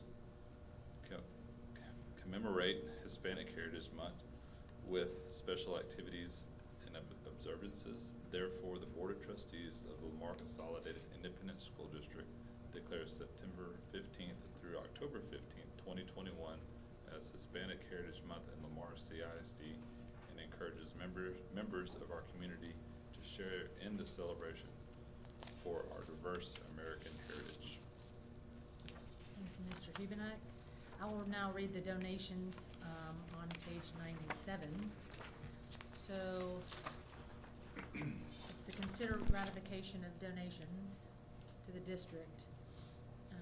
Policy CDC local states that the Board of Trustees must approve any donation with a value in excess of $5,000. We've already approved this, but I just wanted to share this information with everyone. We had 2 donations to approve this month. The first one is from Grand Parkway Baptist Church, donated $5,000 to Common Threads that Ms. Danziger just talked about, so thank you to them. Friends of Huggins donated $10,270 to purchase a marquee for Huggins Elementary School. So we just want to thank Grand Parkway Baptist Church and Friends of Huggins for partnering with us and for your generous donation. Okay, so now we will go over the action items that were pulled, beginning with B1E, which is on page 333.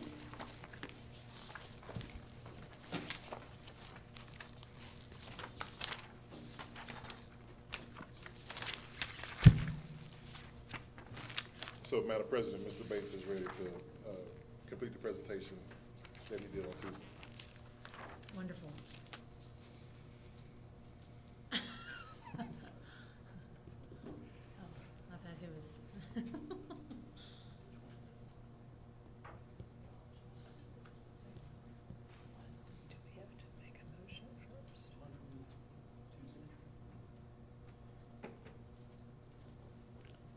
Joey, don't we need to make a motion on this in a second? Well, before we get the presentation? Oh. Is there an actual presentation that we have to do legally, or we just need to pull it? Board of Trustees of a school district must discuss the progress of the program before approving the program and applying to operate the 1621. That's what the contract says. So I don't know if a presentation is necessary or not.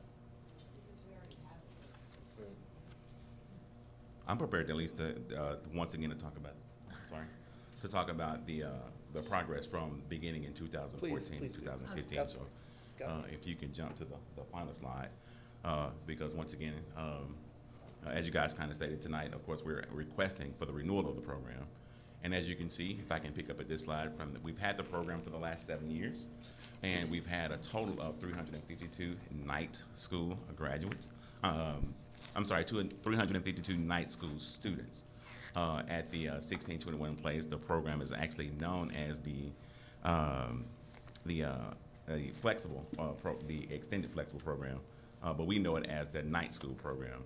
And so it's very impressive through 2019 and 2019-20 school year, and the 2021 school year, especially when you're talking about through a pandemic, we were able to even have 55 students and actually have 27 students of that 55 to be able to graduate. So I always want to say, when we have a program that allows us to kind of recapture people, that gives them the option, especially when you're talking about when life happens to people, when they turn to avenues where they and otherwise would probably not come to school at all or be considered what we know as dropouts. A program that has allowed us to be able to overall be able to get us to have 352 students in this community during this time, I think it's very remarkable. So that's kind of the data, and I'd open it up if you guys have any questions or any discussion you'd like to have about the information. My only discussion is, as I said on Tuesday, look forward to graduation next week on the 26th for 1621, so it's exciting. We got our gowns in tonight, so that was fun. Yeah, I think it's a great program, and Yes, sir. I've visited that facility, and I'm excited for the new facility to open soon, and it's great. It's a great program. I know there's a lot of enthusiasm over there this coming school year, so good. Thank you. And I'd say that I fully, I love the program. I'm picturing students in my mind right now and their names that I know personally that have gone through that statistically life happened, they should have graduated, but because we had this there, I was able to hand some diplomas to them on this past graduation, so. Yes, sir. All right, I think that is it. Thank you very much. Thank you all. Okay, so now we need to, do I have a motion to approve the, Let him do it. Zach's already got his hand raised. oh, I'm sorry. I'd make the motion to approve. Okay, B1E, yes? Yes, I make that Mr. motion. Lambert makes a motion. Ms. Danzer, I saw your hand first, she seconds it. Any discussion, further discussion? Okay, all in favor, please raise your hand, say aye. Aye. Opposed, motion carries. Okay, so next final pulled item is item B2J, which is not in here, but do we have it, are we able to pull it up on the actual version? So this is the discussion and possible action to revise the district's 2021-22 COVID-19 protocols. So it's a discussion with possible action, so we can begin the discussion. And before we do, we would like our legal counsel, Mr. Rick Morris, to give us an update on the legality, if you will, of the current situation. Thank you, President Williams. So I just wanted to share a brief legal update with the board members and Dr. Nevins. So as of August 12th, area superintendents in Fort Bend County received a letter from the local health authority, Dr. Johnson Mentor. And in that letter, it contains certain COVID response recommendations. After communications with Dr. Mentor, we've confirmed our understanding that that August 12th letter does not include any order for mask mandates in Fort Bend County. So as things currently stand with respect to your school district, you are currently not operating under any mask mandate. You all have probably read, and I'm sure you've been contacted by citizens within your community about ongoing litigation regarding the governor's order, executive order that prohibits mask mandates. That is the subject of litigation throughout the state. It's very fast-moving litigation. It changes from day to day depending on which jurisdiction you're in. And so we don't have a final determination about that issue. And I suspect we will receive one within a week or two, at least that's my hope. But we're not going to have final resolution on that issue until the Texas Supreme Court provides it. And so it may be just a little bit longer till we get some ruling from the Texas Supreme Court. And with that, I'll be glad to answer any questions any of the trustees might have. Thank you. Please stand by. Don't leave. Okay, so we can continue our discussion without making a motion. So we will open up the discussion.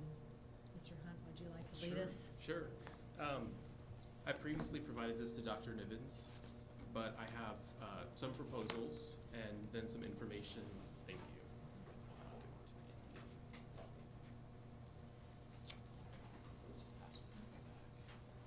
And then there's also copies in there for the cabinet, so they have a physical copy. And then I've just asked Dr. Nivens, Mr. Jacobson, thank you for putting it up, just so the public can follow along with what we're looking at.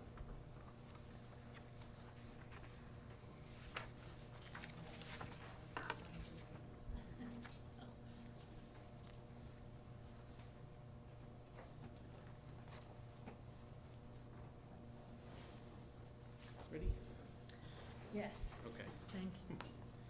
So it would be an understatement to say that this is an incredibly difficult issue. It has to do with the safety of our community, and more specifically our children, and those discussions and those decisions are never easy. Those decisions and discussions tend to have a lot of emotion involved, and it's safe to say I think we've all seen that in the volume and the tenor of the emails and calls and messages that we've received, not just over the past few weeks, but over the past year and a half. We as a board very often reach consensus on items, including some really important items, and I realize that this may be a difficult topic to reach full consensus on. But before we embark on this discussion, I'd be remiss if I didn't make one thing clear at the outset. We faced a lot of challenges together and navigated uncharted waters this past year and a half, more than I think any one of us could have imagined when we took on this role. And in every decision that each of us has made, our common bond as a team of 8 is that each of us is driven in those decisions first and foremost by what we feel is best for kids, period, across the board, every single one of us. And that's the way it should be, and sometimes we take it for granted, and I know that we do, just how unusual and incredible that is. And while we may not come down on the same side on some of these issues tonight, that will still be true, and I want you to know that, and I want our community to hear that too. I feel compelled to revisit our COVID protocols adopted on August 5th as a result of the significant and rising COVID-19 numbers in our community, as well as the heightened risk this Delta variant poses to our children.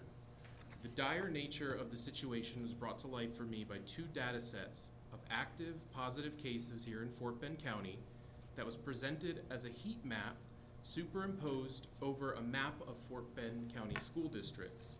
You have a copy of that in the folder that I passed out to each of you. The first heat map shows data from August 6th, the day after we passed our current protocols. Blue and purple show a sparse density of cases, red and orange show a moderate density of cases, and yellow shows a high density of cases.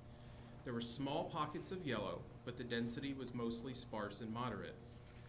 The second heat map shows data from 1 week later, August 13th, where you can see the red moderate density and yellow high density expanding rapidly throughout our county and our district. This was 6 days ago, and by all accounts, the numbers are even more dire today. When school openings first started around the country, we saw pictures of students standing shoulder to shoulder in crowded hallways with most students unmasked. Within the last couple weeks, similar photos started appearing in our area from our neighboring districts. We have the benefit having one of the latest start dates in our area. That means that we can look to other districts, adopt their best practices, and learn from their openings. Our friends in neighboring Fort Bend ISD started releasing their active positive cases a few days ago. As of Monday, they reported 532 active cases.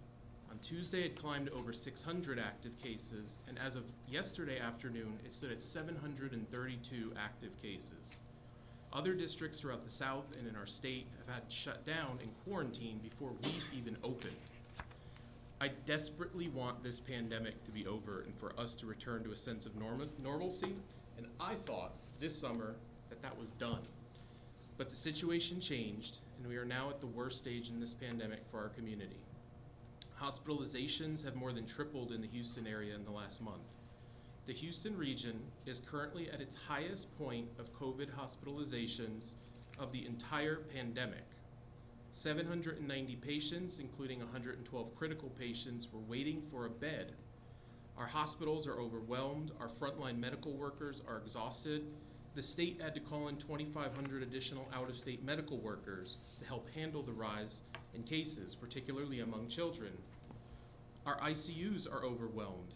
Hospitals are erecting tents to serve more critically ill patients because they've run out of room. This week, the state requested 5 refrigerated mortuary trucks from the federal government.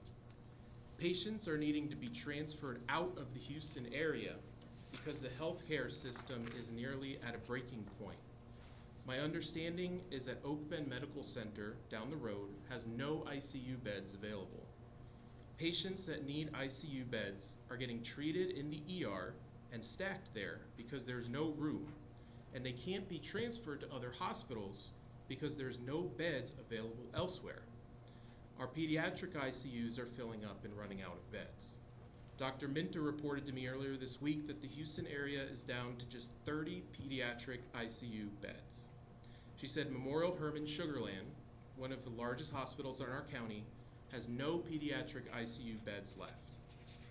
And this is all before many schools, including ours, have returned, which means most likely these numbers will only continue to rise in our community unless we implement public health measures, at least temporarily, that will slow the transmission and flatten the curve. The Delta variant is different than what we've been dealing with this past year and a half, or even most of this summer. It is more contagious. It appears that it's easier for children to be infected than previous variants, and children can more easily spread it to other children and their families more readily. My takeaway is that as much as I want to move forward and look past what we and our kids have had to deal with this past year and a half, we were unfortunately not done yet. With the situation where it lies right now at the most urgent moment of the entire pandemic, it doesn't make sense to remove the tools that have helped us to have such a successful year last year. There are a number of things we can do, and I've come with some proposals. But the most effective measure we can take is to follow the main piece of advice put forth by our local health director and implement a temporary mask requirement. A Duke-led study was released this summer which showed first that masks were successful in lowering the transmission of COVID-19 in schools, but more specifically, there was no difference in transmission if those schools had 3-foot social distance requirements, 6 foot, or none at all. It also didn't matter if there were 1, 2, or 3 kids to a seat in a bus. If universal masks were in place, the rest mattered very little. We know that the science shows that masks provide some protection to the wearer, but the main benefit is that when an infected student or staff member has a mask over their mouth and nose, they are less likely to spread it to others nearby. And that's especially important when we're thinking about our K-6 students. We appear to be months away from them finally being eligible for a vaccine, but right now they can't. They don't have the same protection that I do and many others in this room do. And the fact is, so many parents are anxious because although their student is free to wear a mask, their mask's main purpose is to protect others. And at this pivotal time, with numbers so dangerously high, when another student, maybe seated right next to them in class or on the bus or in the lunchroom, chooses not to wear a mask, that will inevitably affect their child. The situation is made even more difficult by the fact that not every parent can accommodate virtual learning for their child, and if they can, it's likely that because of budget constraints, not every parent who wants their child to be virtual will be able to. My fear is that if we do nothing and numbers continue to spike, is that our schools will be shut down. Kids learn best when they are in a classroom with a skilled teacher. The county has now taken over the contact tracing component that we handled last year, and if numbers reach a critical mass, our schools with dangerously high numbers could be temporarily closed. That would not only be detrimental to our students' learning, but would be incredibly difficult for our teachers as well. I appreciate you all listening, and I'd like to go over and discuss some of the proposed revisions that I provided to you at this time, if that's all right, Madam President. Yes, sir. Vice President Hunt? Okay. So everybody has a copy. Mr. Jacobson, it should be the next. Perfect. So you should have the proposed revisions to our existing COVID-19 protocols for the 2021 school year at your desk. And if an item is struck through, it means it would be removed. If an item is read, it means that it's been added. I believe that the most efficient way that we discussed is if we take it one section at a time, and we can review the proposed language together, and then have a discussion, and then possibly take action on the item. So the first section is under the blue heading, Disease Mitigation Protocols, and the subheading, Face Covering Protocol. The current language is struck through and the red language has been added. The first sentence of the first red paragraph starts with, in order to mitigate, and it's paraphrased from the public health guidance that we received on August 12th. The next sentence, this policy will be continually evaluated and revisited based on community and pediatric case numbers, is meant to relay to the community that this is a temporary public health measure and will be removed as soon as local conditions deem it acceptable to do so. The remaining three paragraphs are lifted from last year's protocols, and they define what face coverings are acceptable and what staff and students' options are if they need an accommodation. Okay, so we'll open it up to discussion.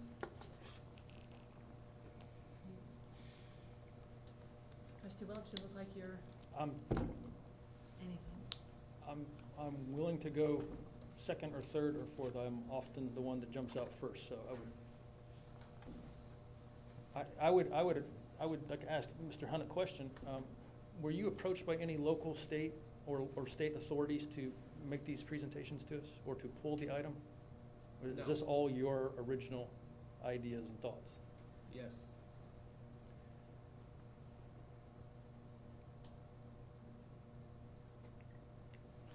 In this boardroom in March, you can go look it up, not the workshop in March 2021, but the meeting in 2021, I proposed to you all, and I'm gonna ask you all, the other 5 of you, do not second any motions to mandate masks. Please. I predicted in this boardroom that if we did not make mask optional in March of 2021, that we were gonna get to the summer and everybody's gonna say, let's just go with the mask just to start school and let's just get to October. And then we can drop it. And then we're gonna get to October and they're gonna say, you know what, Thanksgiving is not too far away. Let's just get to Thanksgiving. And then we're gonna get to Thanksgiving and you know what, Christmas, the break, it'd be great. Let's just keep it going. It's never gonna end, folks. The Delta variant is not the first deviation of the COVID-19 virus. There's already another one on the horizon called Lambda, from what I understand. There will be more in the future. We didn't do it in March. We got to the end of the school year. Everybody exhaled a little bit, and we passed this policy on the 9th. August the 5th. There was a teacher that came, one of our teachers, that came and spoke at that March meeting. That teacher said at the time that there's only 16% of the population of Fort Bend County has been vaccinated. That teacher was advocating that we keep the mask mandate. And that teacher said, once we get to a 70 to 90% threshold, then it's gonna be safe to drop the mask. Well, guess what? We're there, and they've changed the goalpost again. And this is gonna keep going on and on and on. And the whole premise of this thing is that these things only work if you wear it. Mine protects you, but you are required to wear it to protect me. And I reject that premise, and I would encourage people, I know that everybody's got their articles that support them or don't support them. On the NIH website, which is the organization of the government that employs Dr. Fauci, he does not work for the CDC, he works for the NIH. In May of 2016, there's an article that was still there as this afternoon called "The Surgical Mask is a Bad Fit for Risk Reduction." And this is a student, it was a PhD or MD student that went back and studied masks adoption from the Spanish flu in the early 1900s all the way through the H1N1 virus in 2009. And he concluded that they do not, what the doctor said here earlier tonight, these masks are, from what I've been taught and told at least, the only masks that properly do it are the genuine N95 mask, and they have to be properly fitted, and they're for one-time use. this goalpost is never gonna go. It's not gonna be a temporary thing. The Fort Bend Health Department has not mandated, our legal counsel doesn't believe they have the authority, but they have not tried to mandate masks in this county. And I would urge you all to give the choice. That's what we did not do last year. It made sense at the beginning of the year to peg ourselves to the COVID colored meter, but Fort Bend County has been very, very slow to move that meter. Let's not do that again, because we're gonna miss out on all the visitors in the schools. We're gonna miss out on all the after-school activities, all these other things. And I would urge you to keep the policies in place that we have already.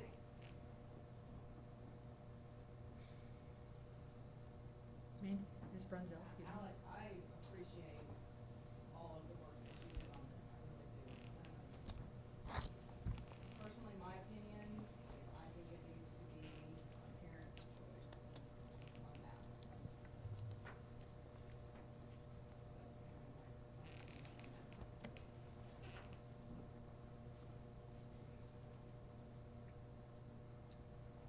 Anyone else? I agree, with Mandy. I think it should be up to the parent and, or said employee of the district on whether or not they wanna wear a mask. I think we went through last year and we heard from many parents and students and employees on the negative effects of the mask. I hear it on a daily basis at home. And I think it should be the parent or the employee's right to choose. I agree with John that this is something that's, right now, it's the current variant. This is something that we're gonna have to deal with for a while. I know you stated temporary. I don't think there's anything temporary around COVID. I think it's something that we're gonna have to deal with for the foreseeable future. And I'd rather not start that now. Leave it up to their right to choose. I'll go. Ms. Danziger? I'm trying to put all my words together that I had. Mr. Hunt, this is amazing. You've worked really, really hard, and I'm a visual learner, so I like the visual aids. I was questioned the other day why we didn't bring some of these questions up back August 5th. Well, things changed in 2 weeks. And some people say yes, some people say no, but a lot has been happening, and I keep praying, going, okay, this is just from 4th of July. It's got to start going down. It's got to start going down the slide. We're starting later. Hopefully things will get better. June 1st, I was so happy that we were able to open our buildings and the numbers were down. I keep up with Joe Frudenberger from the hospital, Oak Bend Hospital. He puts a thing out every week. They were down to 2 cases, nothing. And now they've got, 43 cases, and half of those are in the ER because there's no room to put them in the ICU and the COVID ward. They posted today about 10, 15 nurses have come from New York to help because they're out of nurses and nursing care and they need to rotate. So unfortunately right now our COVID situation is even so much worse than it was when we left June 1st. I'm on both sides of the fence. I really like the idea of wearing masks, but I do understand parents wanting their own choice.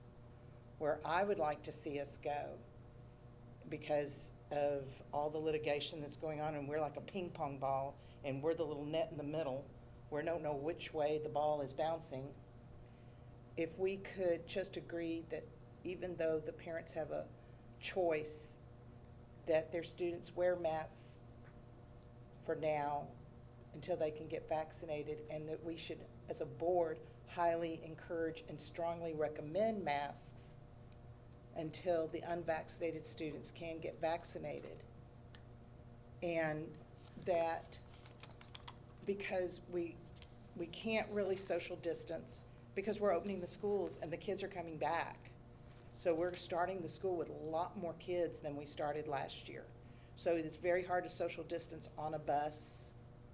And I would implore parents, if you're putting your kids on the bus, put a mask on for that short period of time. I think Dr. Bowen said several times last year that when it was mask to mask, that even if there was a COVID personnel, the other personnel did not get sick, if I'm quoting you correctly, or did not, there was less cases when it was mask to mask. And that, so that less people had to miss work because of that. We don't expect students to wear masks outdoors or at PE. That's ridiculous. We're Texas, we're too hot. This is more of an indoor thing, and we now have air-conditioned buses, so to take the windows down, now that we're air-conditioned, just so that we can have more air come in.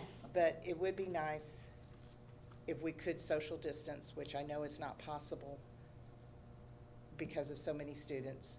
We're not really contact tracing, but if a student gets sick, they are supposed to be able to tell the parents of that school. So if we could just tolerate just a little bit more for a little bit longer, and I know you're right, Mr. Welch, it just seems like everything's always going to be, but then there's this, but then there's that. I just don't want to see the numbers after 1 week of what is happening in other districts. Because it's not the kids all getting sick. If the teachers get sick, then you shut the schools down because you have nobody in there to teach the kids. So I'm just saying, I guess in my opinion, if we cannot agree on a mask mandate, and then we're not allowed to agree on a mask mandate because of what's happening in all the courts, could we at least agree that we could ask our community highly to encourage and strongly recommend? For me, if those words would come from a team of 8, it would make a difference, hopefully, to some parents, and understanding that we do understand parents want that choice. And that's what I have to say for right now. And then I do have some questions about some other things.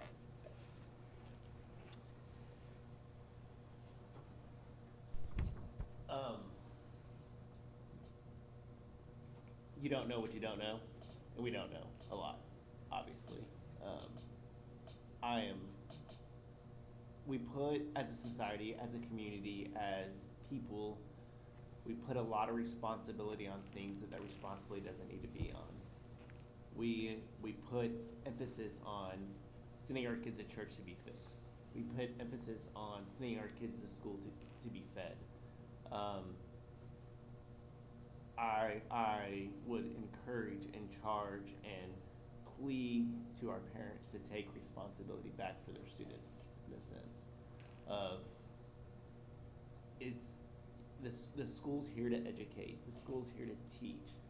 The school loves and nurtures and molds and does all these things because society as a whole, I'm not saying specifically us, Lamar Consolidated ISD, I'm saying that we put a lot of pressure and emphasis on the school to raise our children.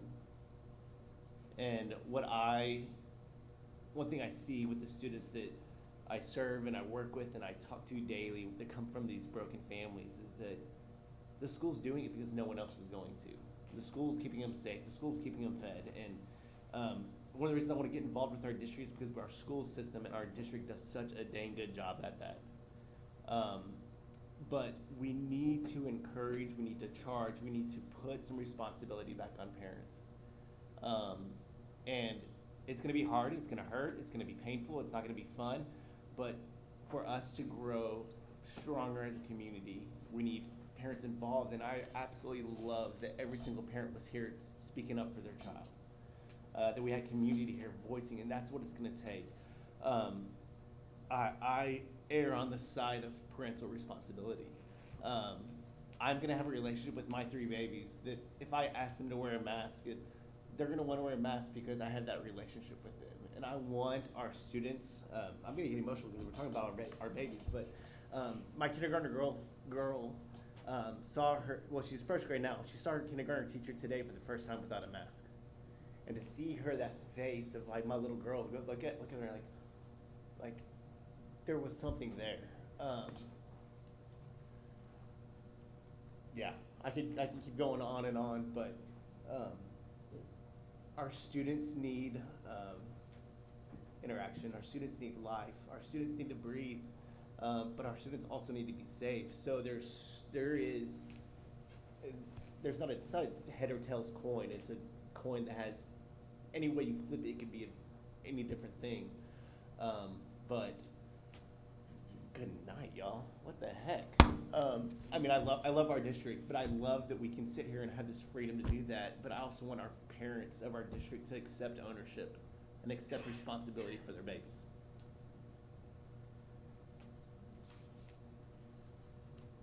I guess that leaves me.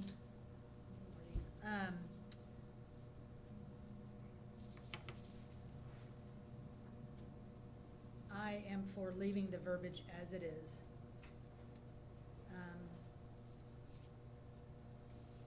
To several of your points, I want to give the parents the option and the employees. We've heard things on both sides, medically, personally, and so giving an option, I think, is the best way that we can move forward as a district. Kay, your suggestion was to encourage to wear masks. Here's why I'm not for encouraging anybody to wear a mask, but just saying it's up to each family and employee. Because I want to read a couple emails that I've received. First, this is from a parent, and they gave me permission to, I've received many emails, and I appreciate the communication. I don't so much appreciate the ones that are personal attacks, but I appreciate the ones that were respectful, and I know there's a lot of passion about it. The first one says, hello, I am a parent in Lamar CISD. We love Lamar, the district. Last year was challenging. My oldest son, he was in first grade, had to wear a mask all day, every day, except for lunch. I thought he was only supposed to wear it in main areas. However, his teacher made all the kids wear it, even at their desk. The teacher never informed me. It wasn't until my son had a rash for months. We took him to the doctor to get meds, and it was not until the doctor's appointment that I found out that my son had to wear it all the time. The teacher taking her beliefs and enforcing them on my child is not okay.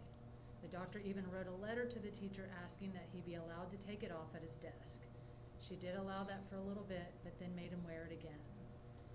And there was about a month left of school, so we just stuck it out. For this school year, I ask that you hold your unanimous vote for last week to keep masks out of the schools. I know we've heard many, many stories about if we encourage what that possibly looks like, yelling at kids, telling them to pull it up, different things based on the teacher's beliefs. So I think by encouraging that, we possibly encourage that type of behavior again this year. So when we make it optional, everybody's doing what they feel comfortable doing during the day. Another reason that I am for mask optional is from an email I received from one of our school counselors. And I always appreciate it when teachers and staff email me, because I know that's not an easy decision, and sometimes they are hesitant. And so I did get permission to also share this. Dear Mrs. Williams, this will be my third year to work at, I'll just say, one of the high schools. I absolutely love my job and my campus administration. I feel like they make excellent decisions for the families on campus and for the staff. Last year was a very difficult year for everyone, and I'm hoping we do not fall back into the same destructive path that we followed last year. In my opinion, masking was a terrible requirement put into place last year. The masks make it, this is from our counselor, the masks make it very difficult to read, she put in quotation, students. They made it difficult to learn new students' names and to get to know them. The staff was constantly tasked with enforcing the mask mandate, which hindered our ability to develop positive relationships. I personally like to smile a lot at work, and I want students who walk into my office to always be greeted with a big welcoming smile. Please choose to keep masks optional for the 21-22 school year.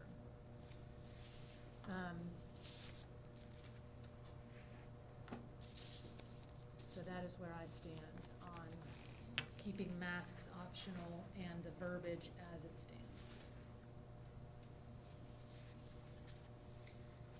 May I make a motion?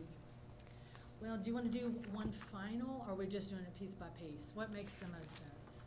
I think it makes sense to maybe take it in Piece by parts. piece. You know, we're talking about mass now, and then we're gonna kind of switch gears here in a I second. think we can do that, yes? Can I just get I was gonna say an amen, but I'm not gonna say it.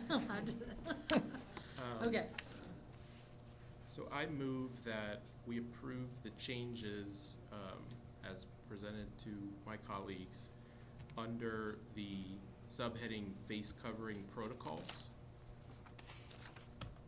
and to approve as revised. do I have is there a second? I'll second it. Okay, Ms. Danziger seconds. So any further discussion? I'd like to read something from our BBC Legal, which is our board code. This is actually state code. This is not developed by Lamar CISD. This applies to all school districts across the state. We're currently, as an entity of the state government, I know it's changing hour by hour, maybe even half hour by half hour. But as I understand it right now, we are under the authority of the governor of Texas. I do not like executive orders. I don't like them when the Republicans do them. I don't like them when the Democrats do them. I don't like them on the federal or state or local level. That is the way the law is written now. It's the way this legislature has given power to the governor's office. The governor has says you do not have a right to mandate masks. And the executive order has the weight of law. So with that in mind, unless the Texas Supreme Court rules differently, BBC Local, our agreement, our legal code says the reasons for removal from office. The board member may be removed from office for official misconduct, which means intentional unlawful behavior relating to official duties by a board member entrusted with the administration of justice or the execution of the law. The term includes any intentional or corrupt failure, refusal, or neglect of a board member to perform a duty imposed by the board member, on the board member by the law. And I would caution all of you who might vote to mandate masks in violation of the governor's executive order that this is an illegal motion as of right now, as the way I understand it. Madam President, I'd like to get our attorney's input on Mr. Welch's statements, and I don't know if we need to go into closed session to do that. In order to receive any response from me, we would have to come to closed session. Okay, so I guess we need to go in closed session. Please. Okay, we're gonna go in closed session. It is 9:51 p.m. Well, do I need to read the whole spiel? Where's my spiel? You do need to read the code Let me section. I don't have that one memorized. It's 171. Thank you. There's a whole bunch of numbers on there, right? It is 9:51 p.m. We're adjourning to closed session pursuant to Texas Government Code Sections 551.071, 551.072, 551.074, and 551.082. The Open Meetings Act to discuss with our legal attorney. What time is it? 9:58. Thank you. It is now 9:58 p.m. We are back in open session. Okay, so we were the motion has been made and seconded. We are in discussion. Is there any further discussion on the motion? I do. Ms. Danziger? Okay. And the reason I did second it is because I still think it needs a little bit more discussion. Not that it's gonna change some people's minds, as we can kind of tell. I taught 34 years. Kids need to be in school. They need, especially our little ones, they need to be in the classroom. They need to be learning. You're right, it's hard to understand, and the masks are cumbersome, but I feel that if we don't make some sort of protocols, we're gonna have so many kids that want the virtual again, and we see that that doesn't work. That's why we're where we are with some of our scores. And I wonder, and whatever goes tonight, I will support the board because that's who I am. But I wonder too, we're spending money, or going to hear about spending money for virtual schools, for schooling for maybe 3,000 to 4,000 kids. Would those parents make that same decision if they knew they had the comfort of the mask mandate? That's the only thing I'm putting out there. And we have a lot of things that we need to spend money on. Everything I've always been is about protecting children. And I will say right now, I pray every day that this starts getting better, because we've got to stop having to worry about this COVID and start worrying about educating our kids and getting them where they need to be successful. So I just want to put that little information out there and have it on record of where I feel about kids in school. And whatever we can do to keep those kids in school, we've got to do. Any other discussion?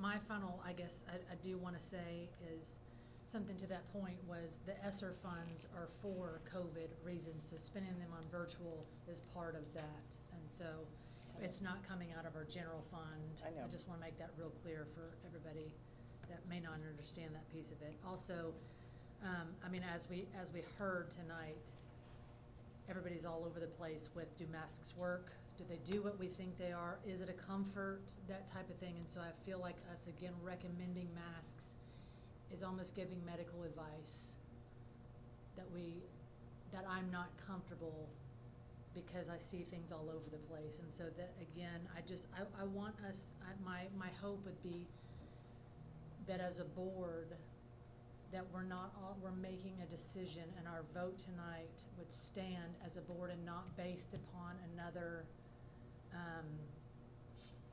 elected official's decision, because as we can see, it can change by the minute. It changed in April, it changed all over the place. So I want us, my hope is that we will own the decision based on what we feel for our district, and not based on something that could change any minute. So anyways. So Joy, just to clarify, a yes vote is to change what we passed on August the 5th and adopt this, and a no vote is to stick with August the 5th. Is that correct? Correct. To make no changes to the face covering Gotcha. protocols.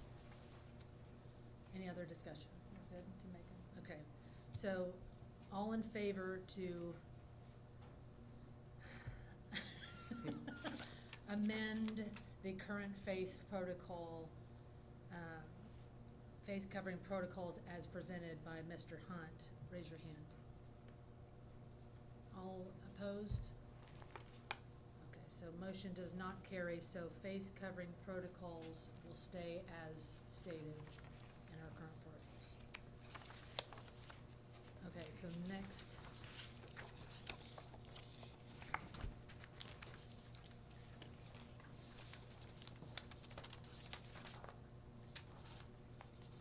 Was there any other discussion or motions on face coverings, or should we move on to the next section? Move on to the next. Anybody have any motions to be made? Okay. Okay. The next section is under the subheading screening protocols, and it's located on page 2. And this section clarifies and adds back the symptoms that parents, guardians, and staff should be screening for each day. It also makes it clear that if their child has these symptoms, they should not be sent to school. That's not clear in our protocols right now. Currently, the protocols ask parents to screen their child for symptoms, but doesn't say that they shouldn't come to school or they shouldn't go see a medical provider if they have those symptoms. It also adds back in language from last year's protocols that teachers should send a child to the nurse should they see these symptoms, and relies on the nurse's medical judgment to determine whether it's safe for the child to be in class. And I think it's important to review this section in conjunction with the language on page 3, which addresses suspected positive cases on campus, because because those two sections are related. So the first two bullet points under the subheading individuals displaying COVID-19 symptoms are lifted from last year's protocols. Right now, we don't have guidance for our teachers if a student is exhibiting COVID-19 symptoms, and this would clear it up for our teachers. The third bullet point takes advantage of a program available through TEA at no cost to our students and parents or the district.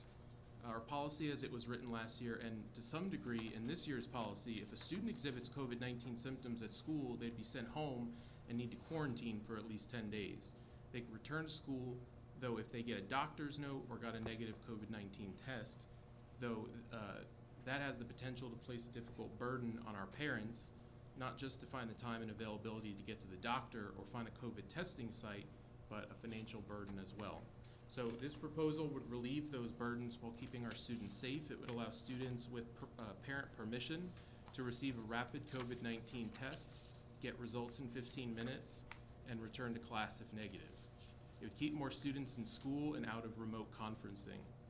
The district would investigate options for outside personnel to administer the tests or utilize existing trained personnel. Finally, on page 4, these two bullet points clarify that a suspected case will be taken seriously and needs to be ruled out, and then it provides the options for doing so. Okay,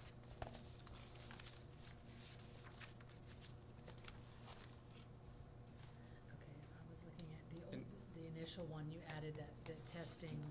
Yes, ma'am. Okay. And then on page 3, there's also one change where I believe the original guidance was supposed to say suspected, and it says expected. So we just need to change that word.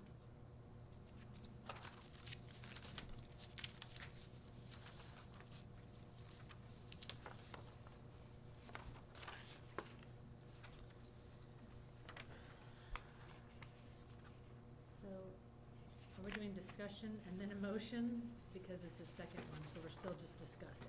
Okay, so we're just discussing at this point. Alex, are you talking about everything from page 2 to page 4 adopting? Is that what you're discussing right now? So from page 2, where it says screening protocols, to where right above where on page 4 where it says exposure and quarantine.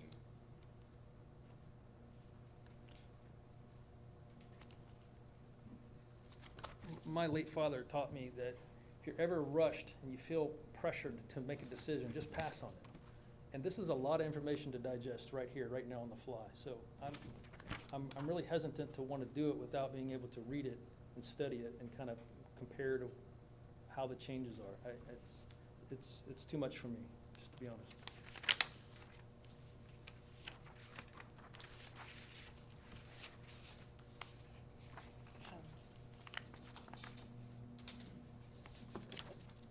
Oh, I'm sorry. Yes, sorry. No, I do like that you've spelled out the screening protocols and what they need to look for. I think that was maybe inadvertently left out because we did have that in there last year. And I think in this case, they always say less is more, but sometimes I think with this more information, because I've been getting lots of questions and I haven't even gone into what parents and teachers and people have been asking because they don't quite understand. They're not reading between the lines. So I appreciate you spelling out the what we need to look for and what teachers need to look for. I think that does help. And that was in there last year, correct? You're just adding something that we did have there On once. which page? Page 2. Oh, the description of what, So I believe, so all of those bullet points are directly from last year's, and I believe everything else on page 2 under that is from last year's as well. The vast majority of what I'm proposing is taken from last year's. So it's nothing we have not seen. It's just that it's not in the same place as it was last year. Correct. Okay.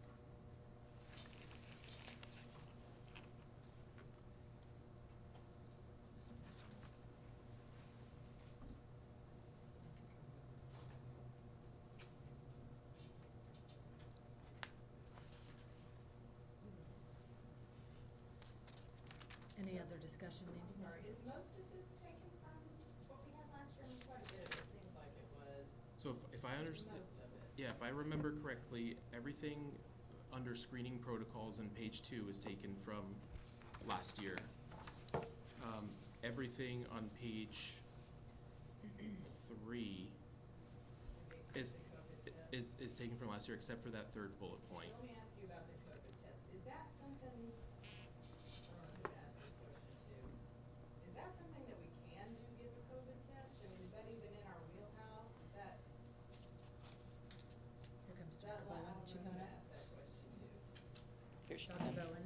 Here she comes. Is that something that, not like allowed? I did some reading up on that today, and it is allowed, but you have to have a COVID coordinator and a COVID tester.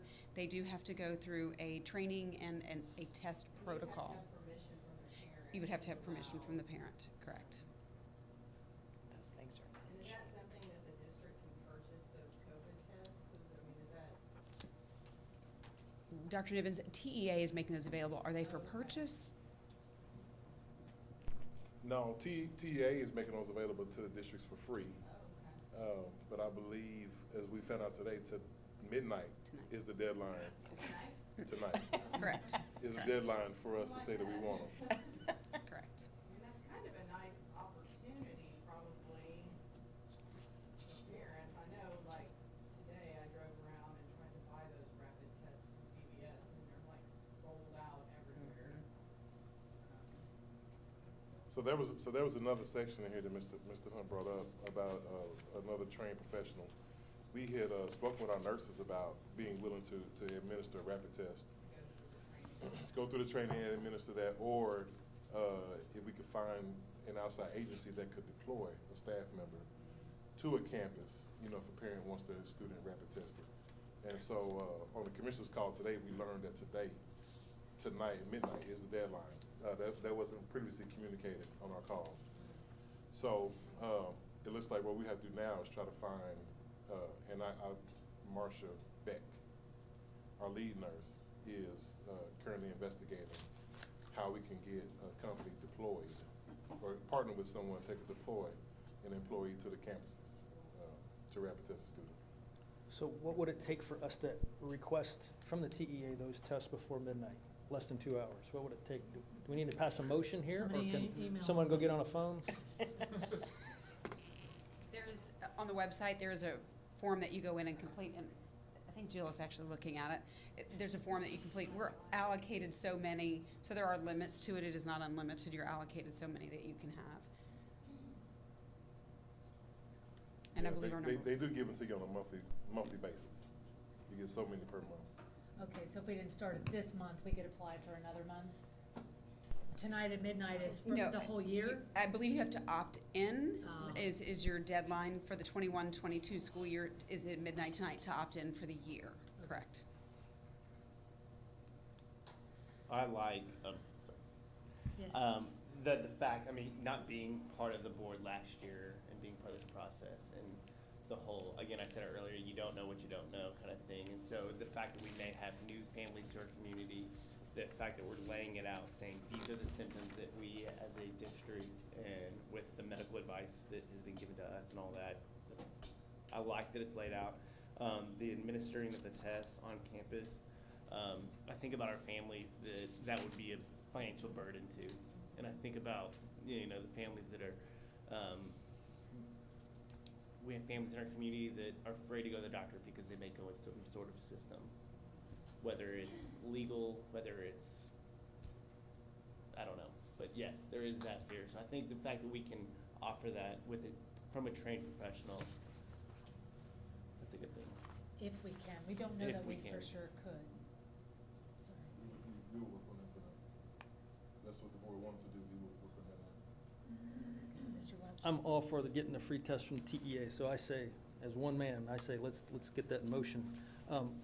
Alex, help me understand this.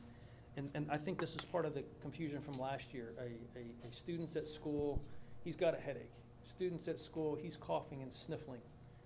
It might be a 24-hour virus, it might be he swallowed wrong, and, you know, something like that.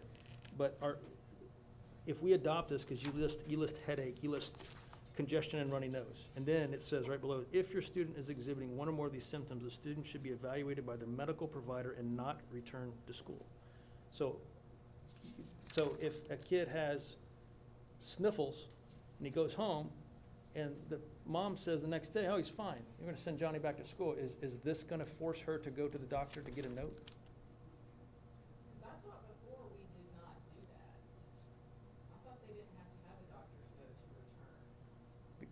But it doesn't necessarily say, so this is if your child's at home and they have one of those symptoms, then they shouldn't come to school, but it doesn't say that they have to go through the protocols on page 4 to return to school. No, So- I'm on page 2, and I'm just, I know, so say they have the sniffles on Monday, and then on Tuesday they don't have the sniffles, they can come back to school on Tuesday. without going to the doctor. Under this, yes, is my understanding. But if they're in school and they're exhibiting symptoms, and in the nurse's medical judgment, they feel that it's not safe for the child, that they're exhibiting possible COVID symptoms, then they should get a test administered. One of the things we shared with the nurses last year, and Marcia Beck reiterated with the nurses again this year, is in a way that is not normal. There are children who have regular headaches, so that would be out of the norm for them. So it's not a case of every time that a child walks in with a runny, sniffly nose or a headache, we say that in a way that is not normal for the child. And if there is a known exposure as well. For instance, if a child knows they've been exposed and is now experiencing something, then we're going to probably look at that differently than a child regularly has the issue.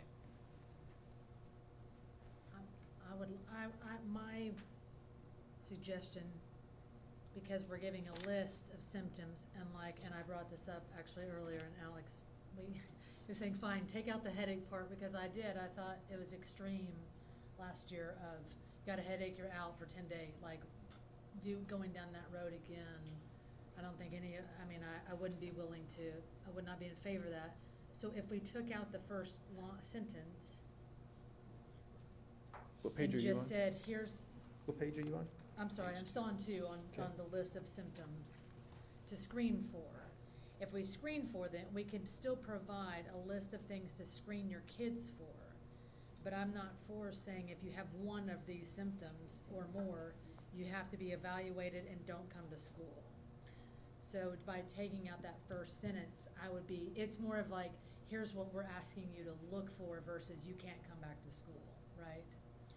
What if we just clarified with what Dr. Bowen said and just made it, if your student is exhibiting one or more of these symptoms, which is out of the norm for your student, then the student should be evaluated by their medical provider and not return to school.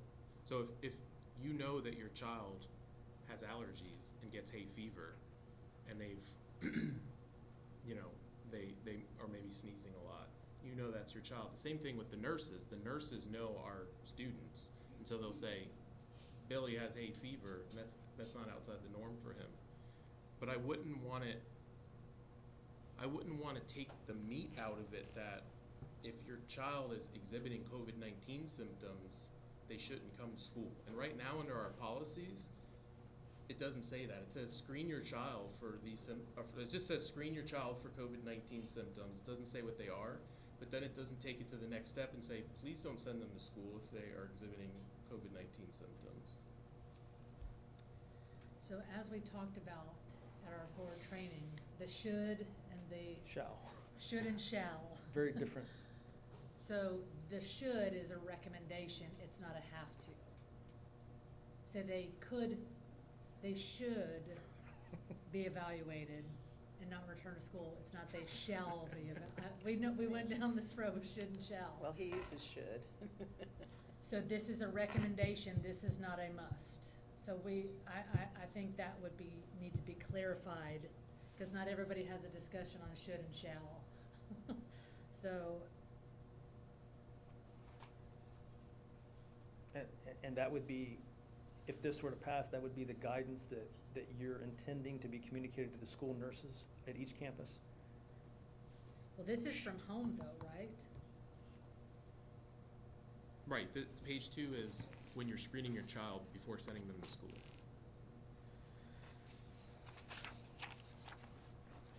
Parents are expected expected to screen their students prior to, so, and here's a list of things to look for. So like you're saying if your student is exhibiting one or more of the symptoms outside of whatever that verbiage is, your student's normal medical.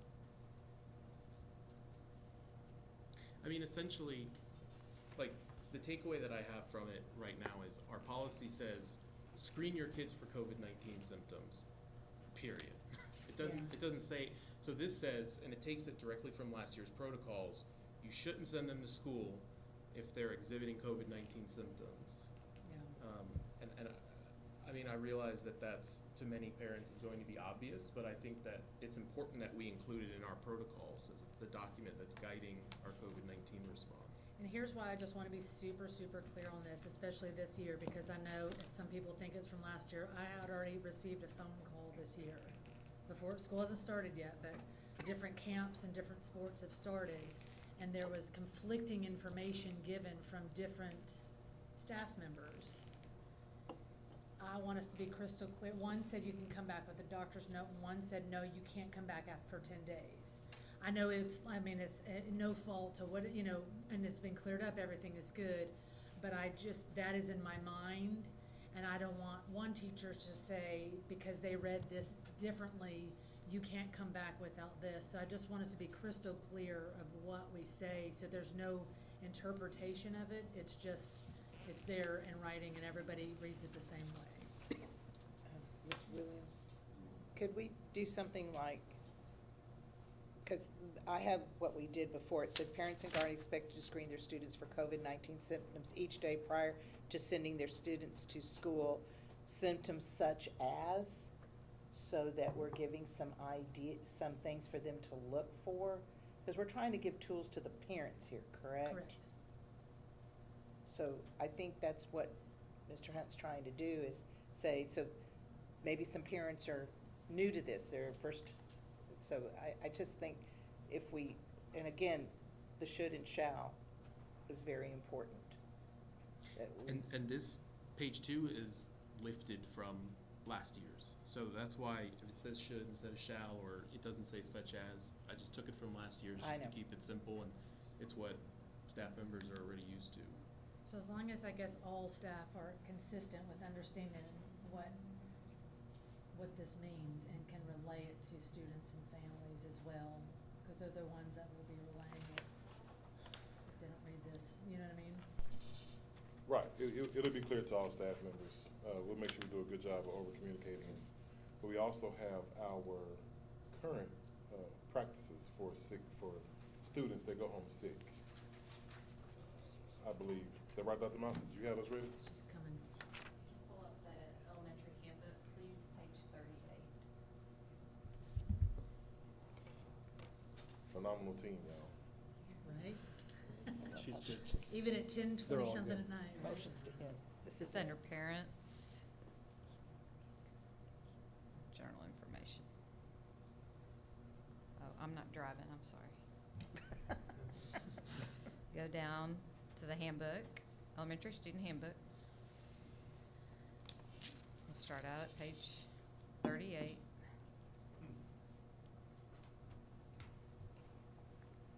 Not that you have it memorized or anything. We'll start there at 38, but I think it's page 42. Because where you're talking is the sickness piece. keep going. On page 38 of the handbook, it kind of goes through all of the health-related matters and how our policy is already intact, and how we articulate it. If you go down all the way, I think it's to page 42, Mr. Jacobson. Isn't it? That's moving too fast. Oh, okay. Did you get all that? Student illness, Read quick. injuries, or medical situations. Students who become ill or injured or have an emergency during the school day should alert, I can't see that, David. There we go. Should alert their teacher and obtain a pass to see the school nurse. The school nurse will assess the student's level of illness or injury, administer the appropriate care and/or first aid, and determine if the student should remain in school for the remainder of the day. If the school nurse determines that the school cannot finish the day because the illness or injury will impede the student's school performance, needs prompt medical attention, or is possibly a communicable disease, he or she will notify the parent or guardian of the student's condition and request that the student be picked up from school. No student may leave school unless he or she has been released by the school nurse or principal. Failure to do so may result in the student being considered truant. It is the responsibility of the parent or guardian to provide school personnel with a current home, work, and emergency phone call piece of that. They can be reached in the event that their student becomes ill or injured. An emergency information form is now provided. In addition, it is the responsibility of the parent or guardian to provide the transportation, which would mean they would pick them up from school due to illness or injury or seek medical care. And then as you go down below, it also talks about feverish. And so if a child, illnesses, injuries, okay. LCISD encourages all students to attend school every day unless they are prevented by severe injury, illness, or hospitalization. For the protection and well-being of all students, parents should keep students home if they have a temperature elevation of greater than 100 degrees Fahrenheit, severely ill, or are known to have a suspected or expected to have a contagious health condition. Students must be fever-free for 24 hours without fever-reducing medicine before returning to school. If a child vomits 2 or more times within 24 hours, they will need to stay home for at least 24 hours to ensure they are not contagious. Students with any diarrhea illness must be excluded from school until they are diarrhea-free for 24 hours without the use of diarrhea-suppressing medication. So it goes in to articulate kind of our policies are embedded within our handbook as well. It sounds to me as though the proposal by Mr. Hunt on this section is already covered in our handbook. Is that what anybody else is including as well? Aside from saying chills, sore throat, fatigue, yes. Loss of taste and smell. But it covers it in the sense that if they are sick, which would include anything that's a COVID-19 symptom as known by the nurse. I mean, it's...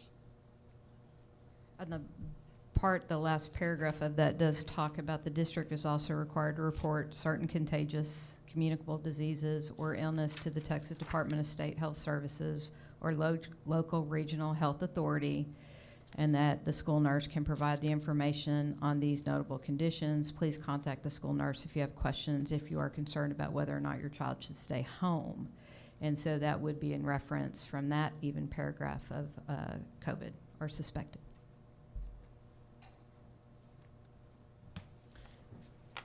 I think that it does coincide, I mean, essentially with what we've already got, but I think that a lot of parents don't go through the 148-page handbook regularly.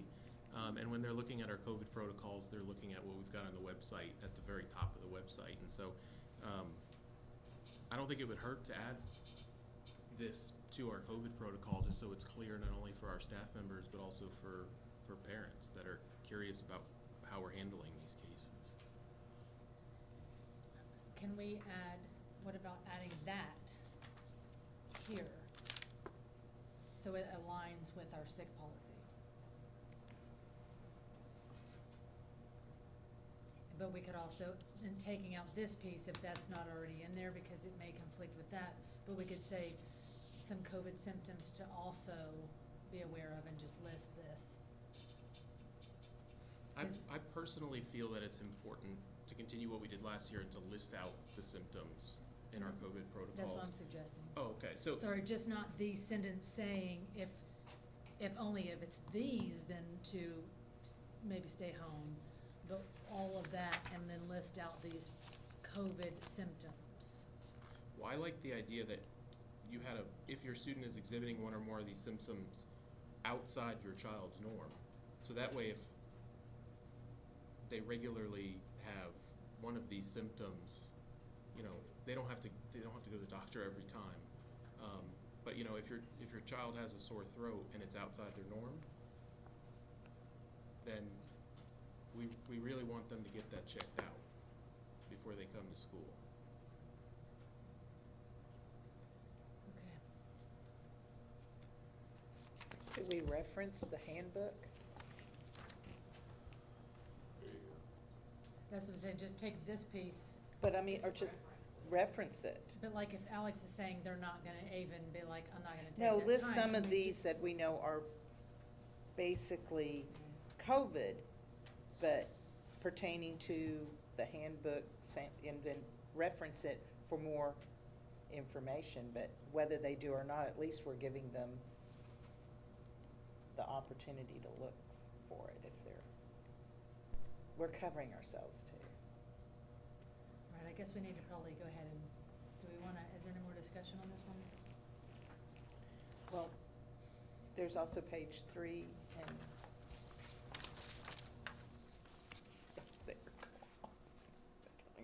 Page 3 is taken from last year with the exception of the rapid COVID tests.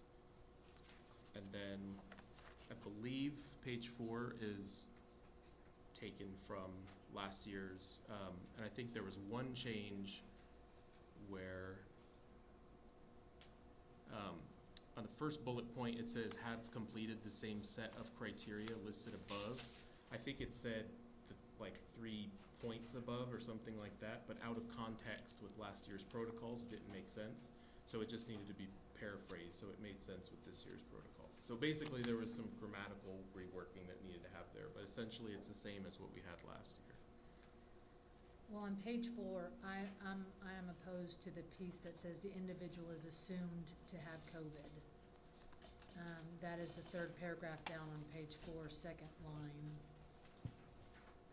Because if we're gonna have it like as a sick policy, where we just assume they have COVID if they have a headache and a sore throat, that's a 10-day thing versus getting a strep test, or, you know what I'm saying? So I would not be comfortable having that piece in there.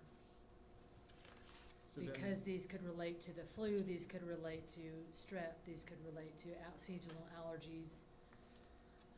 So if we're just assuming that they have COVID each time there's one or more of these, I don't feel comfortable doing that. So my intention there is if somebody has cough and a fever and fatigue and chills, without that bullet point, I feel that then they could take 2 days off, the fever goes away, and then they can come back to school. But that's not the way that COVID necessarily works, and that they could still be spreading virus. So we need to knock out the possibility that that's not COVID. Essentially, you don't want somebody to stay out of school because they have a fever and they have a sore throat, not get checked out, not get a test, and then they come back and they're still spreading the virus around the campus. But you just listed 4 things. And if we're saying one or more, we're gonna assume it's COVID. I'm not good with that. So if we wanna change the verbiage, saying like, if you're experiencing several of these, like particularly loss of taste or smell, which I think we can probably agree that has very telling of COVID. But if we're like, if you have one or more of these, we're assuming it's COVID and you gotta stay home, I'm not good with that. Let me ask a clarification question. Yeah. Is this talking about personnel or students or both? On page 4, if an individual. I believe the intention, whenever it says individual, would mean that it would be anybody in the facility. Okay, because It right says above. any student or staff member, right under Okay, the. Lamar said staff members, because right before that, where you didn't change, must use their own absent, and are we, and I guess this is a question that maybe I should ask later, or I'd like to do it now. Is there still the 10-day, if they call in and say, I have COVID, they have to stay out 10 days? Yes. Okay, because I thought we changed that last year. Oh. Well, TEA gave us the funding, correct? So now we've got, it's rolled back in For this, for the remote learning. No, I'm talking about for teachers. I think what you're Oh, referring to is teachers. the quarantine versus isolation. Quarantine is if you were exposed but not positive, you were quarantined for 14 days, and then those were changed, the CDC changed those later on. Okay. Isolation is when you're positive, and that is still 10 days. Okay, I'm just confused. I'm Doc- sorry. Dr. Bowen, before you sit down, can you explain really quickly the COVID-19 sick leave bank? Yes, sir, I can. So the sick leave bank is, since if teachers test positive, they will have to be out of work for 10 days. And our existing catastrophic sick leave bank really wasn't going to meet those needs because they have to exhaust all of their leave. So we created a new sick leave bank strictly for COVID. So if they are willing to, wish to participate, they donate 2 of their days, their local sick leave days. And should they become positive, then they have to miss work. We would give them a total of 6 days that they could use towards that. If they donate in the fall and they don't use the days, they carry over into the spring semester. If for some reason they do use them in the fall, if they do become positive in the fall, and they think in the spring, what if I'm positive again? They can actually re-enroll for a second semester. And we're rolling that out on Monday? It's rolled out now. It's officially rolled out Monday, but we have had some staff members test positive, and we've already enrolled them, and we've already got them taken care of.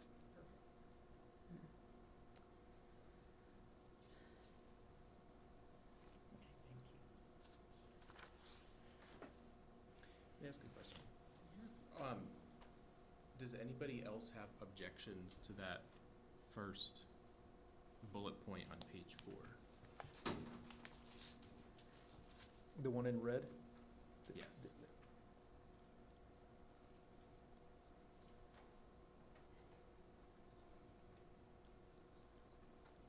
I'm not comfortable with that either.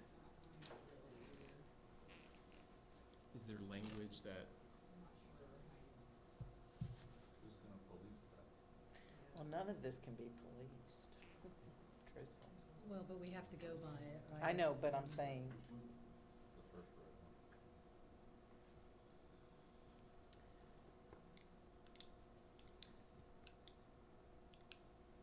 So we would just, I don't know, is there a revision that's possible, or we would just take that paragraph out?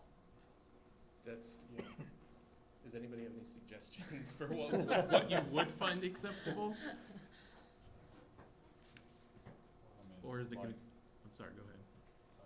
Mandy said, or I think maybe it was Joe, I don't know, Joy. Whoever.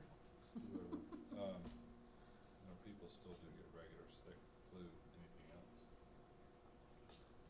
I mean, how do you know they don't get COVID tested? Parents, you know, if they don't share kids home with the flu. You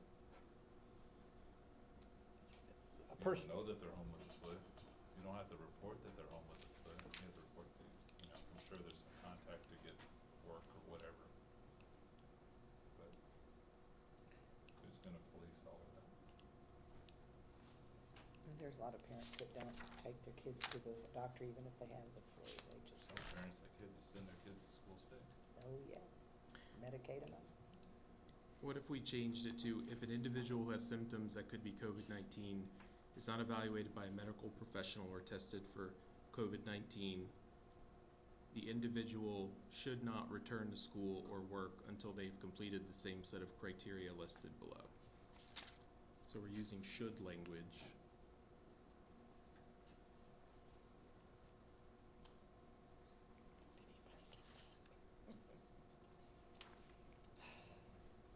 And if we get in by that midnight deadline, there's a way they could get a COVID test right there on site. Yeah, well, Some people can't afford to go to the Right. doctor, won't go to the doctor, but maybe they'd go they would do a free COVID test at the school. well, the one team over there, they've already submitted the application. Amen. All right. We got a good one. Thank you. Thank you, Jill.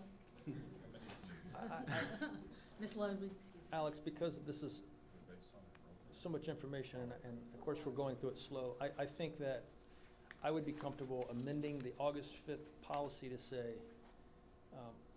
to reference the handbook that Dr. Mosich just read.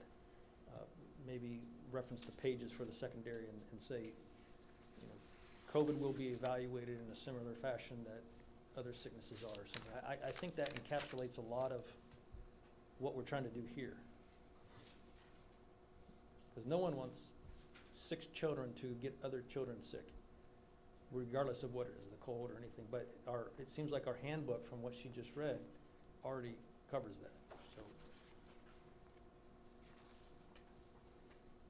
I think it also on page 3 where it says individuals confirmed and where you change the expected to suspected, that's the same thing. If a teacher has one of those, they're out 10 days because we're assuming it's COVID. That's a big ask of them, sick days wise, and to be out. I mean, and the kids are affected. I think that goes along the thing. I would not support that either because it's the same thing as saying they're assumed to have COVID.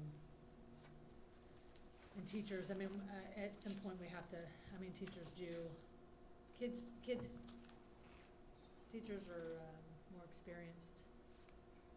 They're adults, right? And so they would have some semblance of an idea of what they may have. So, just as we kind of get into potentially making motions here, on page 2, if we added those words outside your child's norm, would you still have objections to including what's on page 2? So listing the symptoms, and if your student's exhibiting one or more of the symptoms outside your child's norm, they should be evaluated and not returned to school. They should be evaluated. As long as Should is clear. should is clear, that all teachers, staff know you don't have to, but it's a recommendation, basically. Could we say that we recommend the student be evaluated? That would be more clear than the should. Can I ask a question? Sure. This is a lot of information, and it's late. And it's hard for me to even absorb this all right now. I know we probably need to, and I know this is a lot of what we are, like you say, this is a lot of like what we already had, which I think was probably pretty good. It got us through, last year. I don't know. I can't even think real clearly right now about all this stuff. So, I don't know if there's another way. I guess we have to do this before school starts. And I would have provided it to everybody, but Open Meetings Act, I can't send it to all of y'all. No one's really, no one's digging in here,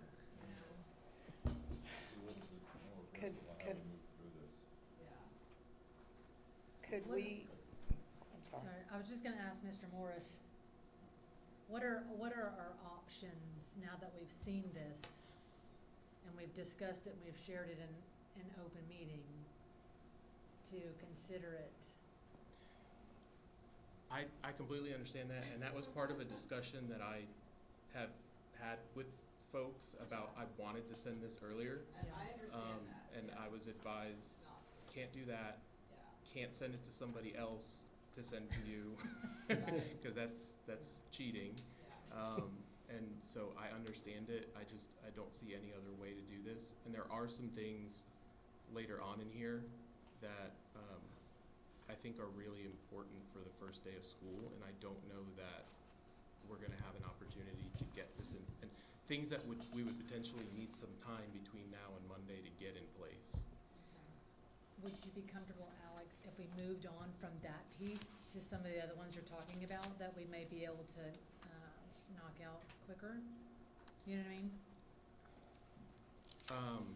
Like we're just getting stuck on one word. One word here, one word there. It's like we're getting really stuck on certain things. Could I make a motion? But hold on, do you want to, because we haven't made a motion on that one yet, we're just in discussion, so we can move on without making a motion. So, do you want to make the motion right now, or do you want to, or do you want to move on to the other pieces you're talking about that you would like to see for Monday? I mean, I would like to see this for Monday too. Okay. But So we should just, I think, I don't see how we would potentially be able to do this before school starts again. I mean, we can't post the meeting and give enough time. So I would understand if folks say no because they haven't had enough time to comprehend it, but unfortunately it's just the constraints that we have with the Open Meetings Act.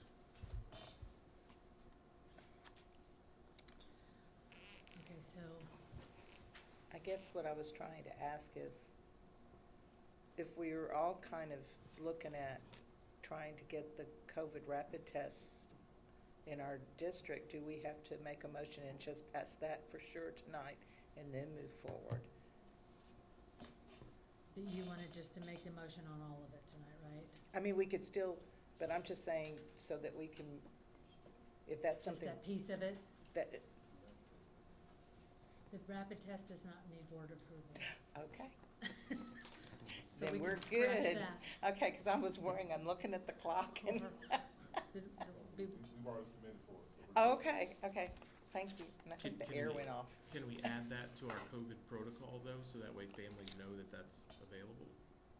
Without board approval. Adding it needs board approval, because this document is board approved document. Right. Okay. So my suggestion would be that we just do a motion on the items on page 2, a motion on the items on page 3, and then a motion on the items on page 4. And, But not notifications, just down to, correct, so I'll make them, so first I would just ask that you revise on page 2 where the asterisk is, where it says, if your student is exhibiting one or more of these symptoms, and then insert outside your child's norm.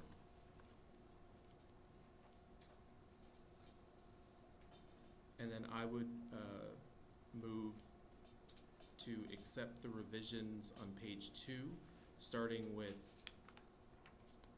feeling feverish, down to the final red sentence that ends symptoms are present.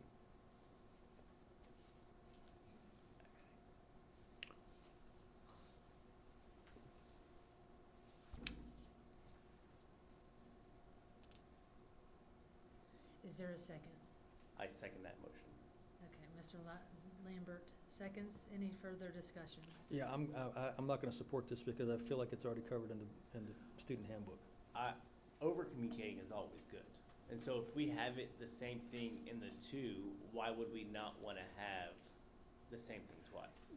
We cannot, we It's know not the parents same. are not going to read every single piece of literature. So if I have it here, they're gonna hit that first link up the top of the website. If that links to that, what was shown, amen. But I think that in the handbook, it's already, I mean, the staff is the ones who are gonna be doing this if the parent sends they're not allowed to they're not supposed to send their child to school if they have a fever over 100 degrees already. So if they do that, the staff already knows to pull the student aside and check them out and everything, whether it's COVID or whether it's something else. So that's what I'm trying to get at. If we have it in multiple places, I feel that I will make our staff a little bit more confident whenever they're saying we have it listed here and have it listed there. Otherwise, you could say, I don't know, I've never read that. Is it the same? Is this the same Or- that's in the other piece? Well, I don't believe that's what this she is read. COVID protocols, but if it's linked to that, or if it's, I mean,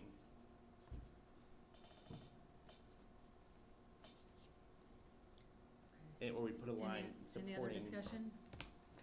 Do what, I'm sorry? I said if we put a line saying supporting, like blatantly obvious saying supporting the sick policy in our staff, student, child handbook of all So different grades. You're trying to amend the motion? No. I just, that's, if it, I'm just trying to be parliamentarially correct. Okay, so, no further discussion?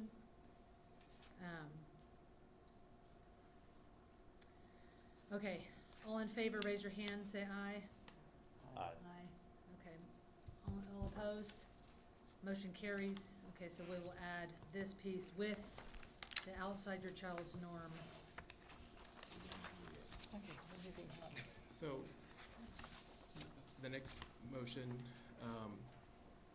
I move to accept all of the revisions as presented on page 3.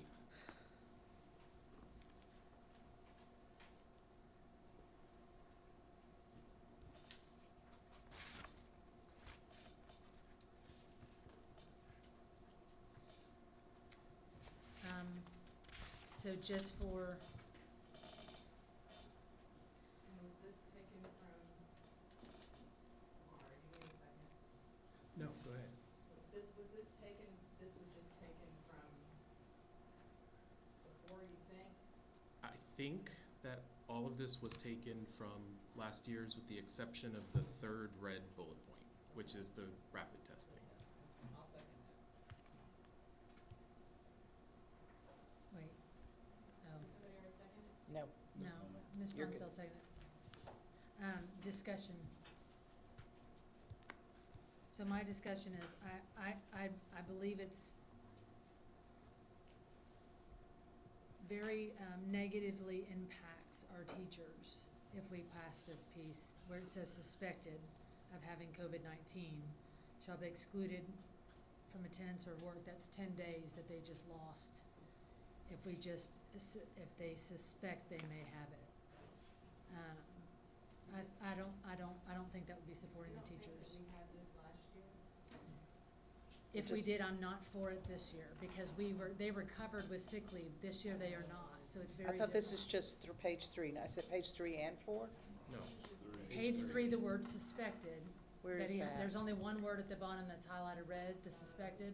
Oh, So okay. that changes things, right? That is TEA's language, and DISH's, the Department of And they're not Health. giving us, they're not giving the teachers the sick leave, paid sick leave anymore. So now this is different from last year. But this is what the guidance that we received when we had the commissioners call 2 weeks ago, and they gave us updated guidance. This is the guidance that we were given by TEA. Correct, but they are not paying, they are not supplementing their sick leave anymore. Correct. They did not last year either.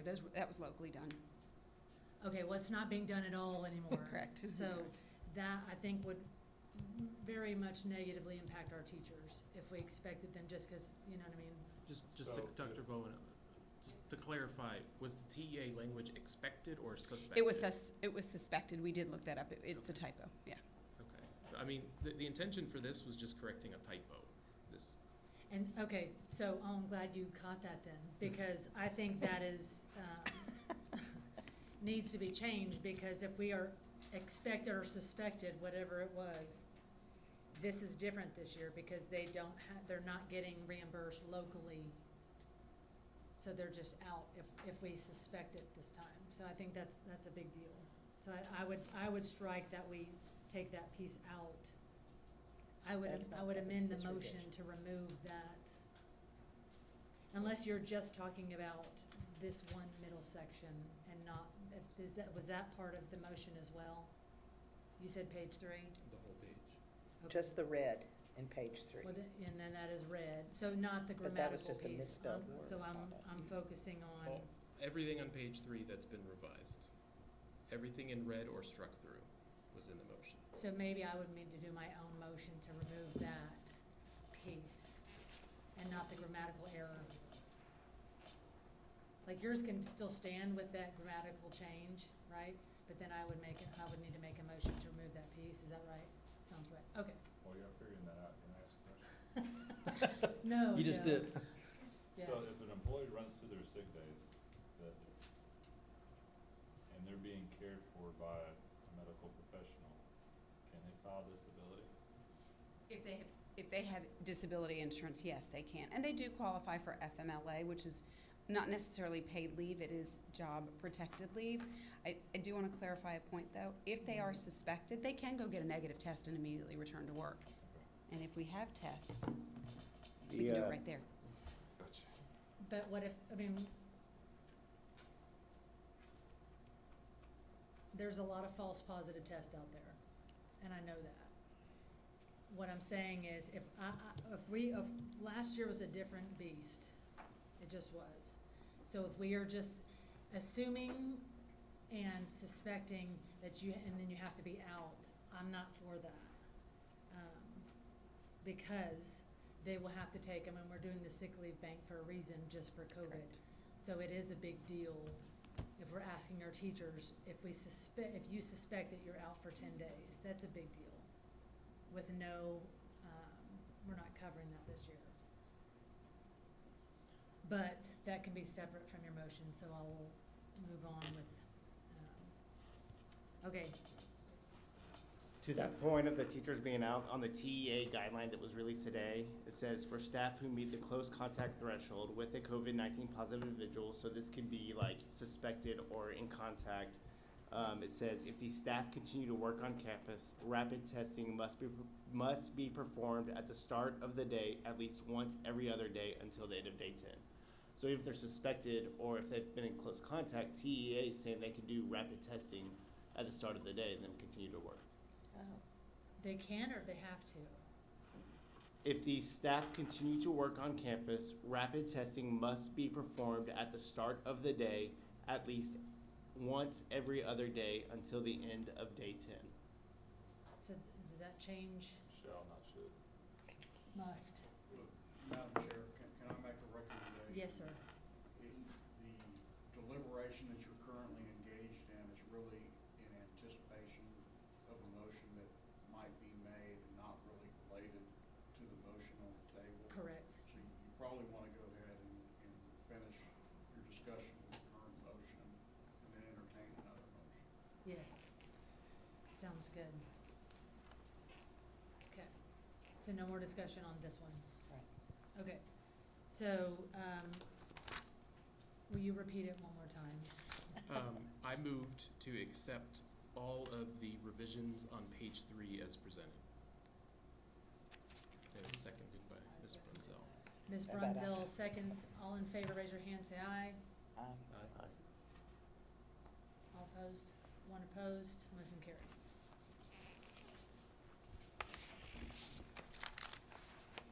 So then, may I? But I'm a little confused now because of what you just said. Because I would possibly move to take this piece out because the teachers will not be reimbursed for whatever the correct verbiage is there, like they were last year for those sick days related to COVID. So, but if they have to have a rapid test, how does that affect this policy? So basically, Madam President, if an employee is suspected of having COVID-19, they can still come to work every single day. They will have to shall get a rapid test every other day for 10 days So to we be would, able to stay at work. so we would have to take this piece out because it's not up to date anymore. Cause it says they shall be excluded from attendance at work. So we're gonna have to change the verbiage to say with the rapid test. So, how does that work? So I don't think that we cannot, with the exception of suspected, that is a typo. It should have been suspected all along. But I don't think that we can change TEAs linking directly to the Texas Department of State Health Services. And they're using the language, a school administrator shall exclude from attendance any child having or suspected of having COVID-19. Exclusion shall continue until the readmission criteria are met. And that's exactly what this is here, the readmission criteria, 10 days, free of any symptoms, and their symptoms improve. Where is the rapid testing piece? So the rapid testing piece is what came up in today's commissioner's call, and it is for individuals that are close contact. So, and as I understood it today, Ms. Williams, if we deem if a teacher is sitting in a meeting with another teacher who tests positive, they were unmasked, they were with each other for more than 15 minutes, within 6 feet, she's now deemed close contact. And in order for us, and is unvaccinated, because vaccinated people, we don't have to quarantine. And is unvaccinated, my understanding from today's call is that we would now say to her, you've been deemed close contact, but you get to continue to come to work. but now you have to be tested. And you have to be tested. And again, we just heard this for the first time today at 3 o'clock. Okay, so these will have to be updated somehow anyways. That's a different piece, because that's a close contact piece, correct? Okay, so, but you're saying, are you saying we can't change these anyways? Or we can't take these out because it's TEA? That's right, yeah, Okay, well, TEA that- I tells didn't- us, yeah, we have to okay. use this language from the Department of Health Services. So it has to be in our protocols? That's right. Okay. Okay, That's your page bullet. 4. If anything else is like that, please let me know before we go down that Rabbit hole. rabbit hole, yeah. Yep, moving on. Madam President, I move that on page 4, starting with the third bullet point, the first red bullet point, starting if an individual and ending with that comes back negative. So that it's on the screen right now. I move that we accept those changes as presented. Is there a second?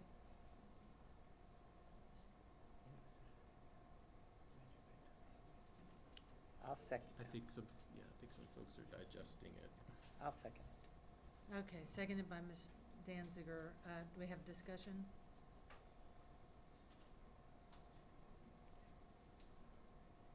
Well, first let me ask, is this TEA? Do we have to keep this in here? Well, no, this is an addition. I just want to But make was- sure before we spend 20 But this was minutes on some this. verbiage from last year too, I believe.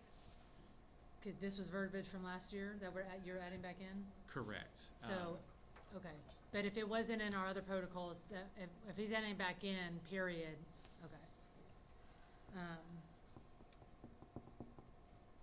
Again, I've already said I would say I would not be for this because it's assuming they have COVID-19 and it could be a lot of other things.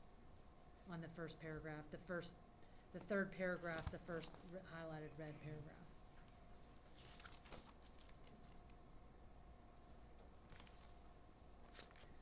Actually, I would not be for any of this because it's assuming too many things and putting, I think, making people do things. You have to get a note or a negative test, because you have possible symptoms. I would not be for this. But this is only if a person was sent home. If they're at home, they wouldn't have to, correct? If you're suspected, But you're, it says if this person's suspected or confirmed. If you're suspected, that's different. And this is, who has symptoms that we're assuming they have COVID. Unless if they have not been tested or evaluated by a medical profession, I'm not for that. And again, this is the bullet point starting with if the individual, essentially if they have symptoms and they want to return to work or school, my understanding, so on here, one of the options is to obtain an acute infection test. Would assume that they have a suspected, they have symptoms, they can come to work, they can get a negative test, and then they can move about. But I wouldn't want, if they were coughing or they had a headache and something else, I wouldn't want to just assume, because there's a lot of other things that it could be, and I wouldn't want them just to have to get a test that could be a false negative, could be a false positive. I think there's too many things too many moving parts here, so my personal, I'm not for any of that piece. I would agree with that because I think too many of the COVID symptoms are mimicked by other ailments as well, especially at the beginning. And this puts the individual is assumed to have COVID-19. I'm very uncomfortable with that. So my view on that is if somebody does have those symptoms, I want them to get a test before they come into the school. And if they get a positive test, even if it's a false positive, then you're saying, the way I hear it is, they might have coughing and sneezing, and they have a COVID positive test. I don't want that person coming into school, If they got a positive test on their own, that's fine, but assuming they do, making them go get one because they have some symptoms, that's what I'm not for, you know what I mean? That's what I feel like this piece does. Am I thinking about that wrong? No, it makes sense. Okay. Okay, any other discussion? I guess I just took it as you're at work, you don't feel well, and you're asked, you know, you start running a fever or whatever. The school could ask you before you come back to get a COVID test just to make sure. I don't take this that you're at home and evaluating yourself and you call in sick, that they're gonna suspect that you have to go have a COVID test. Oh, you better have a COVID test. Well, I feel like that's what it says. Is that what it's saying, that if I It use says one of we're my assuming sick it days, they're is. gonna suspect that I need to go get a COVID test? It says it is assumed it is COVID, That just because I'm staying home one day. so I am not for this piece. I mean, I saw a lot of that happen last year, and I think it's. Shall we vote? Yes, any other discussion? Okay, so will you make the motion, Lauren? Or just for that? Not the notifications, right? I move that we accept the revisions as listed on the screen right there. Okay. And it was seconded. And it was second. Okay, so all in favor, raise your hand, say aye. Okay, all opposed, raise your hand, say aye. Okay, motion just So, show me opposed. again, who was in favor? I'm sorry. Thank you. So that motion does not carry. Okay. I still don't see it anyway, but it's okay. I don't. So, all employees except cabinet, you can go home. All employees except cabinet, you can go home. I'm not gonna say it 3 times, you're gonna be here with you're gonna be here with us. Yvonne and Michelle, thank y'all. I couldn't see you, but thank you for all the hard work on the budget earlier.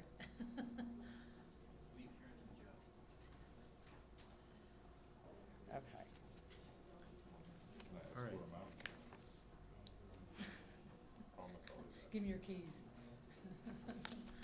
Okay, moving on. So, bottom of page 4, I think this is, That changed today, didn't it? Bottom of page 4? Well, didn't CEA make some changes to it? Kind of, you have to notify the know. parents It is. so, per so, class. Uh-huh. so this is just, and my understanding is that, the district is already planning on doing this. And so this is just aligning our policy with what we're already planning on doing, which is to have an online dashboard of confirmed active positive COVID-19 cases. It'll be updated daily. And then also that elementary parents will be notified if a student in their child's class is a confirmed positive COVID-19 case, which the district was already planning on doing. I will add that also secondary students, it will be every class period that they're in. That's how, okay. Yes. Do we need to add that in here? So I guess just remove elementary and just say parents will be notified if a student in their child's class is a confirmed positive COVID-19 case. With that? Yes. Yeah, okay. So I would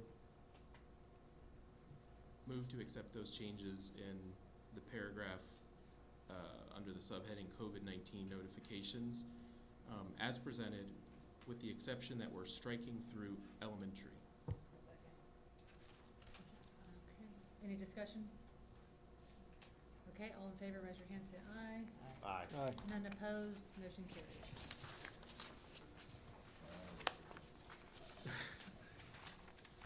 So on page 5, the subheading Classroom and Campus Protocols. Desks or tables will be socially distanced as much as instructionally possible. And Dr. Nivens and I spoke that the term instructionally is especially important here because we don't want, we want to make sure that our parents know that if it's instructionally possible, if we can still do the things that the teachers are going to do, then we're going to try to socially distance the students. But if it's going to be instructionally difficult or impossible, then we're not going to do it. And the example that we discussed is elementary school kids have circle time. You can't social distance and do circle time inside of a classroom. But that's an important aspect of their in-person learning, and so that would be instructionally difficult or impossible. So this is just essentially telling our parents that we're going to do our best when we can and when it makes sense to socially distance students in the classrooms and on the campus. Do I have okay, so you've made the motion of. I move to accept the change of adding desks or tables will be socially distanced as much as instructionally possible on page 5. I'll second Ms. that. Danziger seconds. Any discussion? I'm just apprehensive to put so many things on paper about this. I mean, those kind of things that you're talking about can be done without it being in the policy. And the problem I see with this is as we go on, and let's just say that COVID cases go down, because a lot of people are saying it's just for a little bit, just for a little bit. So let's say that that's true. At some point, the teachers should naturally be able to put things back together, but if they're gonna go by letter of the law here, they're just gonna like, nope, we still need to spread all the desks out and everything. That's why not everything needs to be written here for us to have a proper distance in our classrooms and our cafeterias and stuff. I think that would be placed upon the principal and the assistant principal to kind of reiterate that as the year goes on. It's like, hey, teachers, let's do this if we can. If it's instructionally possible, and then that allows it to fade away naturally. That's my hesitation with agreeing to this. My thought was, as long as it's under the COVID protocols, so it's understood that like during, when we're talking about this, that to be mindful, but very, if it's so flexible though. And so I think and what I understood from Alex was it's more of like for the parents to understand versus a stressor on the teacher. And so that's why I'm personally okay with this piece, because it's not hindering the teaching and you still get it's still left up to the discretion of the teacher. I agree, and I think this was basically done last year, but I think putting it in writing is like throwing a bone to the parents. Like, look what we're trying to do the best as possible. Like I said earlier, we're gonna have more kids in the classroom this year because we're probably not gonna have as many virtually out. So it's going to be harder to socially distance, but if they can, how they maneuver their desks, we'll try. Any other discussion? Okay, all in favor, raise your hand, say aye. Okay, any opposed? Okay, motion carries. So I'm going to forego the 3 sentences on, remaining sentences on page 5 and move to page 6.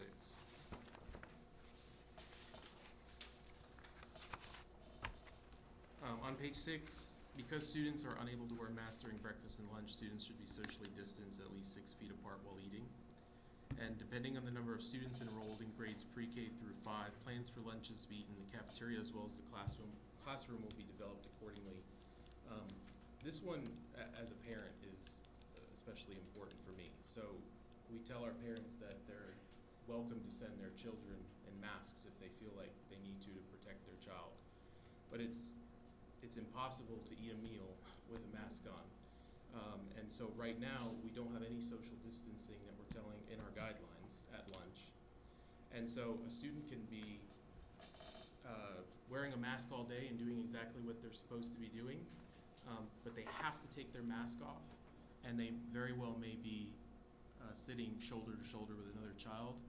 And if the fear is their child getting COVID-19, especially the Delta variant, which is as contagious as the chickenpox, all that the work that their parents did to have them wear a mask throughout the day is going to be for nothing, because they're going to be right next to another child who's also not wearing a mask, probably right next to about 5 or 6 different children. So I think if we're implementing with fidelity that, we want this to be optional. We want to give we're still empowering our parents that want to wear masks, that their children should be able to wear masks, that we need to understand their concerns and realize that we want to make that possible so that they're more comfortable in school. And we also did talk, Dr. Nivens and I spoke about this might be more difficult in the secondary level because you would have to be reworking the master schedule. But on the elementary, this was already implemented last year, and so those plans should already be in existence, and it should be easier. And we also, one of our concerns was we want to make sure that teachers don't lose their lunchtime, their time away from their students for planning and whatnot. And so whatever plan we do implement, we need to ensure that our teachers still have that time. Matt, I have a point of question. Was there a discussion already with the principals about how they were going to set up lunch this year? Were most of them trying to see if, I think, either 3 feet apart or not as many kids at a table as, because it used to be 6 kids at a table for sure. That is not in the current plan moving into this year. They can do whatever they want. Yes, ma'am. The only thing we had in the plan was for visitors Right. to have a separate table. But I didn't know if there was parents. some side discussion of some principals might want to see about doing that, if they had it. No, in the honesty, it puts a lot of restrictions on our campuses. Because there's so many more kids that then you'd have to have either more lunches. Yes, or they eat inside, and we've got to ensure the teacher duty-free. It can be complicated. Yeah, I'm not saying if the that's- board moves to do that, we will support it, but it can be complicated for our campuses. Yeah. Dr. Marshall, just to be clear, you're saying if we pass this right now, it will be more burdensome for the staff at the schools. Is that what I understand you to say? Yes, sir. I believe that would be true. And I do note that the wording is students should be socially distanced. So that, I mean, that there is some flexibility there. Alex, I was going to ask you a question about the second point there. It says plans for lunches to be eaten in the cafeteria as well as the classroom will be developed accordingly. Would that be at the discretion of the teacher or the parent's request that, hey, when lunchtime comes, I want my child to eat in the classroom? Or This, I believe, was lifted from last year's COVID protocols. So that language specifically about the cafeteria or the classroom. So I think that the intention of that was just to leave it as open as possible so the campuses would have flexibility. From an operational standpoint, as we looked at last year and the way the protocol played out in the cafeteria, we had a reduced number of students, especially at the elementary level. So we were able to stagger the student spacing at those tables. And if we found that they were at maximum capacity, that they could then have certain classes eat in their classrooms. As we continue to have more students come back, that became more difficult to do. And now as we look at the majority of the students coming back face to face, we did increase, our current protocol was to have cafeterias at 100%. If we went back and tried to go back to this type of a spacing program, logistically it would be very challenging given the number of students that will be back. At both elementary and secondary? Yes, sir. Let me ask you a question on secondary, high school student. If a high school student wants to socially distance 6 feet, I assume that they could probably figure that out on their own. Is it possible for a high school student, if they really want to social distance 6 feet, that they could likely do that? I would believe so, depending upon the size of that particular lunch period. It would be, I mean, again, I can't say that across the board, but depending, because I don't have the master schedules in front of me. But from that perspective, yes. But we know that last year, I'll give an example, we had one campus that had to create an additional lunch that was hindrance to their master schedule at the very last minute. And so that just impacts also the instruction that is going on as well. Yes, sir. And before that 20-minute discussion gets even deeper, CDC is 3 feet now, not 6 feet. Would even 3 feet? I mean, 3 feet's half this table. Would that be feasible, or is it the same thing as the 6 feet? Like the same, does it put the same strain as trying to implement a 6 feet? Anticipating the number of kids that we're going to have back, if our current recommendation of 3,000 in our virtual program, it is still going to be really constricting to our campuses. I would encourage the administration, if this passes, to key on the word should, and don't overburden the staff. That's one man speaking. Were there any alternatives to possibly having like I think we chatted about this maybe a little bit, if there's lunch monitors, right? The teachers are assigned a lunch period duty, some are off, some are on or whatnot, to have an area or a classroom or something where kids could something to where the teacher's not having to give up anything, but they're just doing their lunch duty in a separate area with maybe some other kids. I don't know, was that something, who you were pointing at? Oh. Yeah, all that is possible. What we have to be mindful is if this, the campuses have been planning with the current policies in place. And so one thing that I mentioned is, if this passes, then we need to make sure we give the campuses ample time to change schedules and change their day and be able to figure those things out, and not have to pivot on Thursday night where school starts on Monday. And so all those things, we have some great principals in our district. They're very creative. I'm sure they can make things happen, if we need to. But I would just ask that we make sure we give them ample time to figure that out, because they've been planning with the previous plan in place. I would say, I would hate for us to get to a point where we're saying we're going to separate kids based off of mask and no mask, and then that as a board we're saying, okay, you know what, you wear a mask, you go over there, and you don't.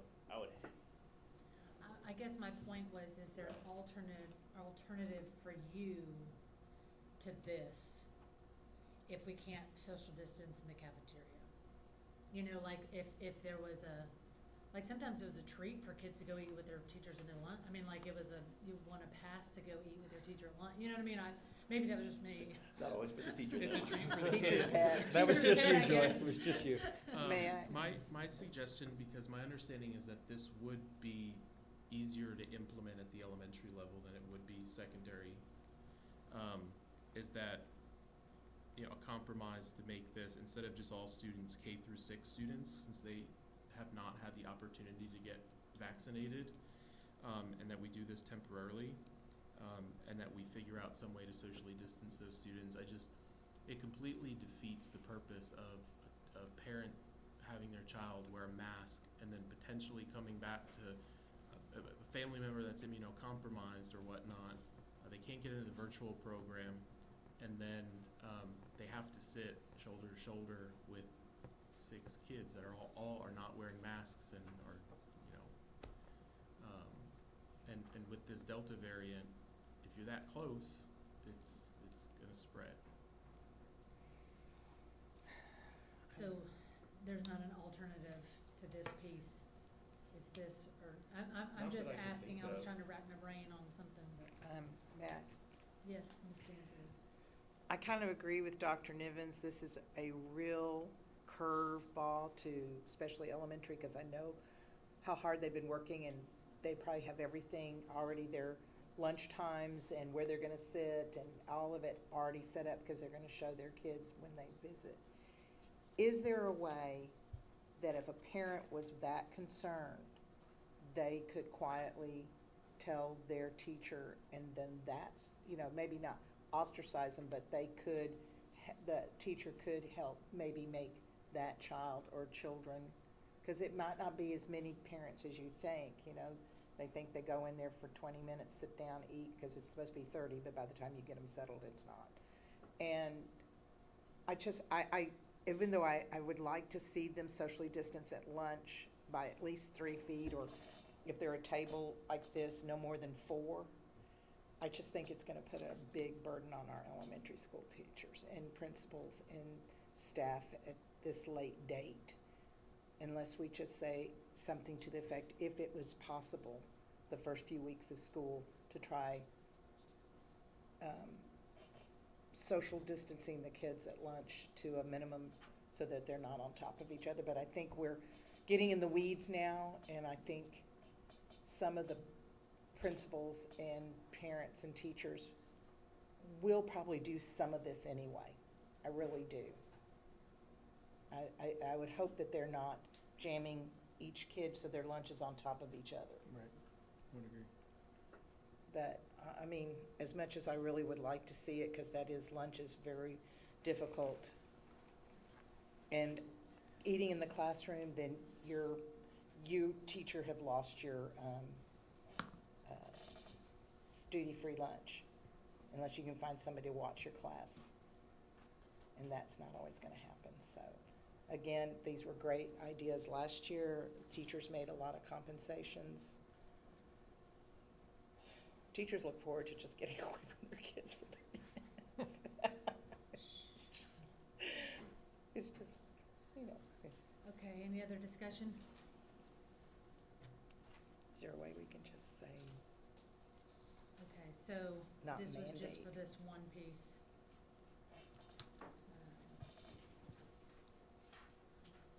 Okay, so, Ms. Danziger, did you have a suggestion? my suggestion would be that, Massage it. I don't know how to phrase it, but I was just thinking because I don't want to make it so then all the parents are saying, oh, well, I'm going to say I want my child sitting by themselves. But I think if there is a problem that a parent has, that we need to deal with that on an individual basis. I mean, just like we had for the classroom and campus protocols, as much as instructionally possible. As much as possible. When feasible. and it says should, you know. But I don't want tomorrow morning all these Right. So we have to be real clear. principals saying, oh my God, now the board wants us to change how we feed our kids. Right. Okay, so nobody has a suggestion. I really don't. What if we said, because students are unable to wear masks during breakfast and lunch, students should be socially distanced at least 6 feet apart while eating, when possible.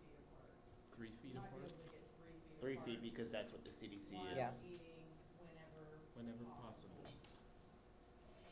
How will that be, how will that be It might happen if it's interpreted? Breakfast they could probably do, because not all kids eat breakfast. I don't know if you're gonna be able to get the second bullet point done, No. because that's kind of trying to do it in classrooms, that may not happen. If the verbiage is like we're describing this, changing the 3 feet, ugh. 6 to 3 feet. My language is gone. 3 feet apart, whenever possible, is that going to set anything in motion, or just like a consideration, or will they feel like they need to revamp everything? No, we would do a good job at communicating. We would do a good job at communicating with the principals, and saying, you know, if it is possible, we should do it, and if it's not possible, then let's. Your school, we hope you would So, help if it can happen. okay, so. So that implies this is very, very loose, and it can be interpreted. But again, I think it's more for the parent. May I make a motion? Yes, please, sir. Wait, so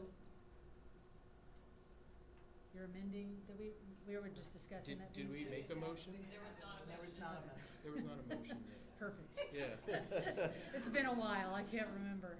Okay. It's almost yesterday.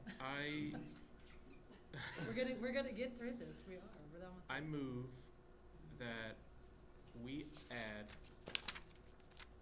a bullet point to the breakfast lunch subheading that states, because students are unable to wear masks during breakfast and lunch, Students should be socially distanced at least 3 feet apart while eating whenever possible.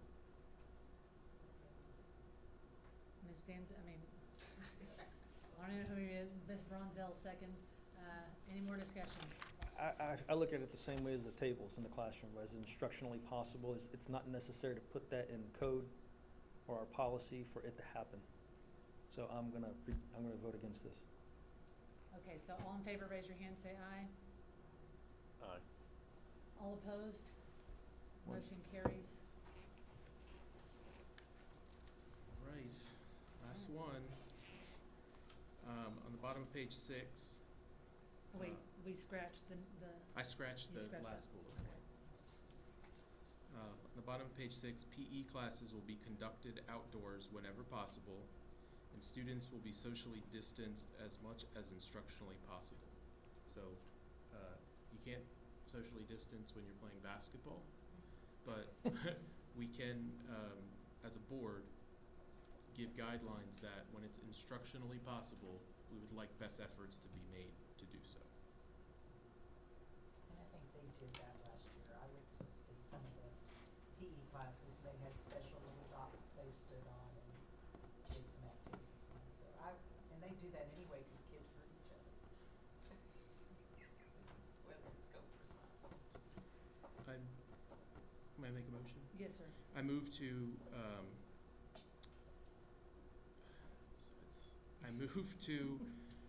approve the changes under the subheading specials on page 6. Second by Ms. Bronzell. Any further discussion? Yeah, I'm a broken record. I'm gonna oppose it for the same reason, because if we had an outbreak in a certain campuses, Dr. Nivens or that campus principal could do these things and would do these things. But this would imply that, hey, why are y'all inside? It's a beautiful day, get outside. And there might be something in the curriculum that the PE teacher needs to be inside, or it would be much more beneficial to the lesson or to the fun or something. Even though it says whenever possible and instructionally possible. Right, and there's a lot of wiggle room. I'm just saying that I don't see a reason to put it in policy as opposed to it can be done. It's not policy, it's protocols, right? They're just saying, yeah,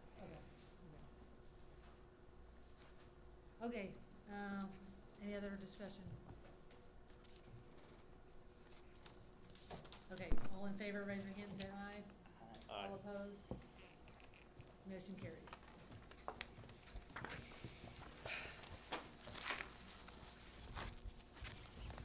We're gonna go back into closed session, just kidding.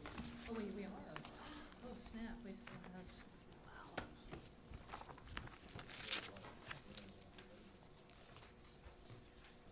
Do we want Milkshake break. to take a break? Caffeine run? And Who's got caffeine? May I ask Superintendent goals. a point of order, where are we? Yes, okay, let me What are we figure out supposed to where be we are. doing now? Okay, It's just, so, it is. Is it me? Oh. okay, I'm sorry, I'm completely, so now we have to go over future items, correct? We have information items, so we need to bring back an update for virtual instruction, Oh, yes, thank you. and then a bond update, and then future action items. Good evening, Board of Trustees. I will be providing you an update of virtual instruction since our evening on Tuesday.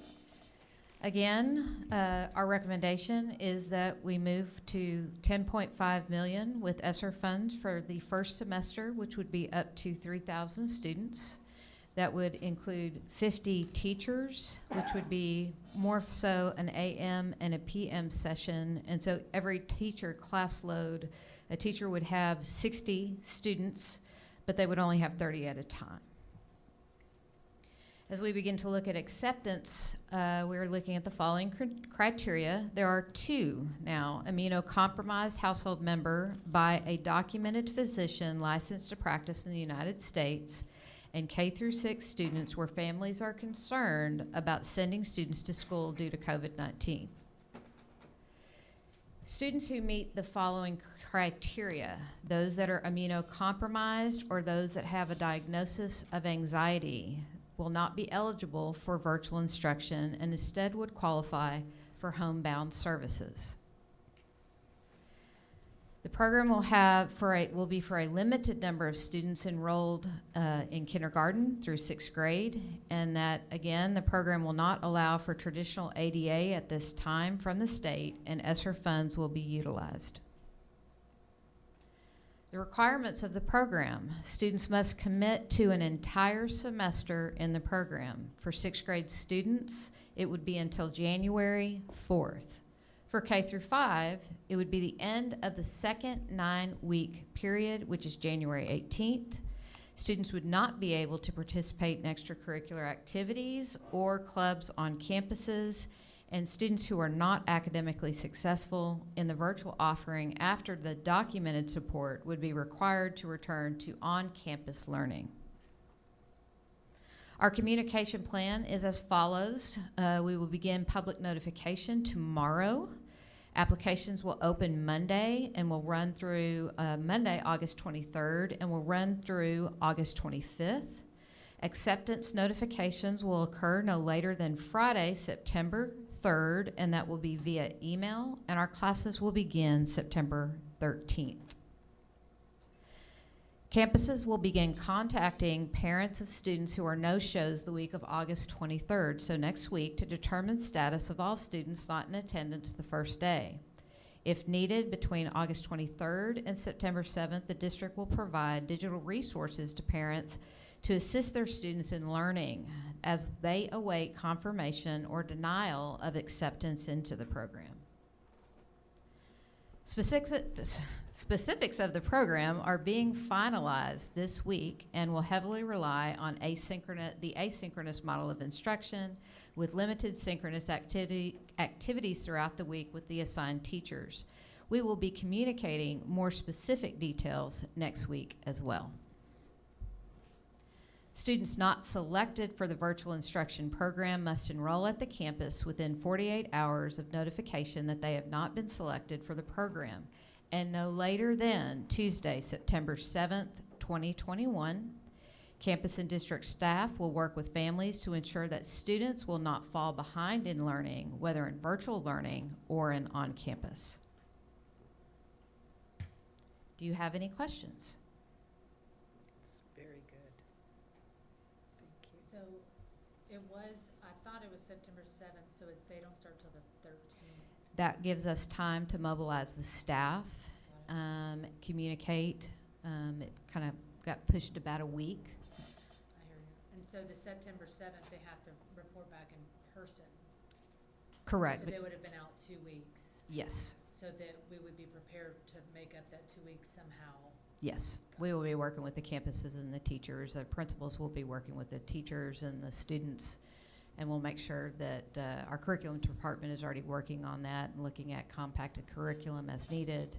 So we will be supporting.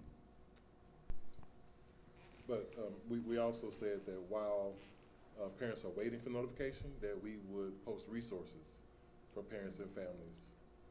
So while they're waiting, that they can be doing things at home academically, helping their child before they report to school. Yes, sir. From August 23rd through September 7th.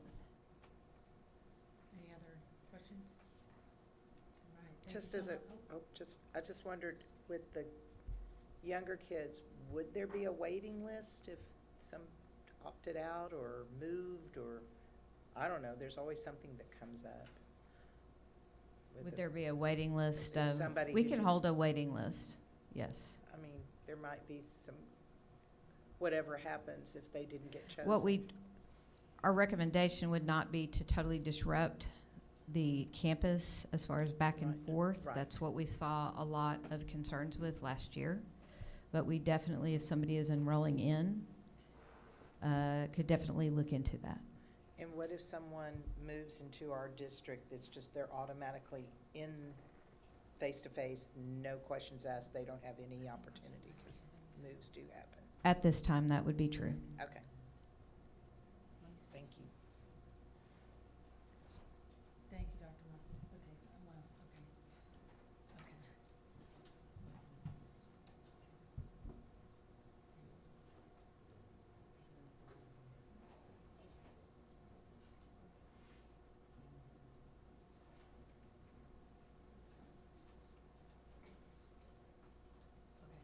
Okay, we're gonna take a, short recess.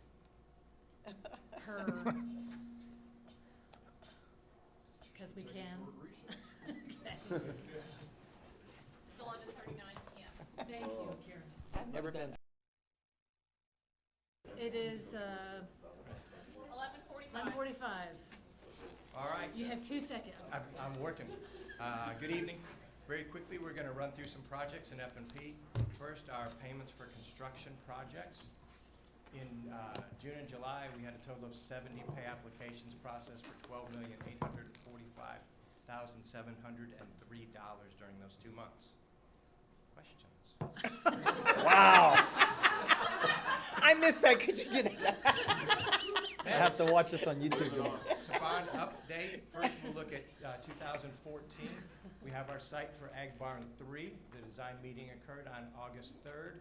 This, when complete, this will finish the 2014 bond in LCISD with our Ag Barn. Only 7 years later. Questions? All right, 2017 bond. This just gives you a couple examples. These are a couple of our multi-purpose rooms that are now complete and have been passed by the fire marshal. All of these structures will be open first day of school, Monday.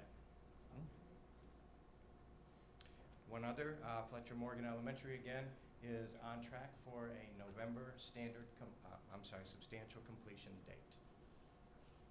Questions?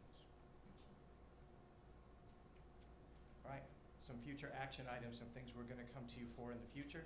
First, a discussion of the deductive change order and final payment for the Jane Long Gym renovation.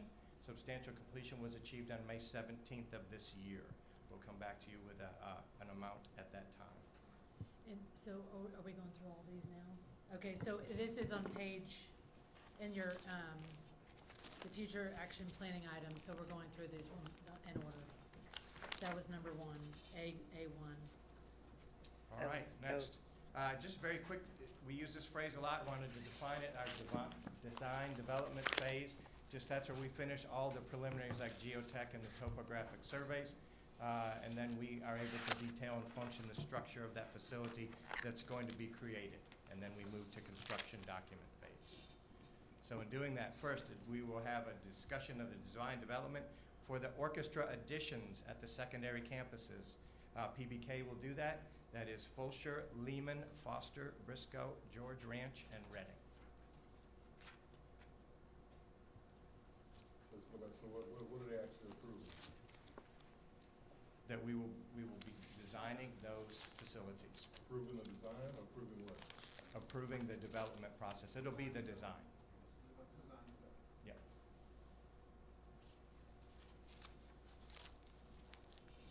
Next, a discussion of the design development for Austin Elementary School, additions and renovations. The areas to be addressed are the security entry vestibule, renovate student restrooms, renovate stage, add curtain, upgrade lighting, projector, projection screen, and sound system, and replace identified doors and hardware for compliance. So those will all be coming for Austin Elementary. And I do have a question. Yes, ma'am. Didn't we just do a vestibule there? We did some work on their entry area. Right. And it was a better solution than they had before. We're keeping that work that we did, and we are adding to it to complete a security vestibule area. Are you going to keep the new office, or are you going to flip it like we did at Williams? Are y'all looking at? We worked on that design. We're keeping the work that we already did. Okay, we're not destroying what we just did. Okay. No, ma'am. We're just adding to it. Then you better talk to Mr. Weileman, because he thinks you are. We already met with him once. We will talk with this. They'll be on board. Okay, thank you. Mr. Hunt has a question. Yes, sir. On all of the vestibule projects, do you know when those are expected to move forward? Because that could be a pretty disruptive project. Yes, sir, and we actually met on that today. Though it'll be a two-phase process for most of the vestibules, where because it's an involved process, there'll be a part that we'll be able to do some site work while the building's occupied, and then we'll do the disruptive part of it during the summer. Okay. And that's why we've actually broken it up into more than one architectural firm, so that we can be working on all those at the same time. So do you expect that all of the vestibules will be completed by the end of next summer for all the elementaries that we're doing? Our goal would be August of 2022. That's our goal for those vestibules. Great.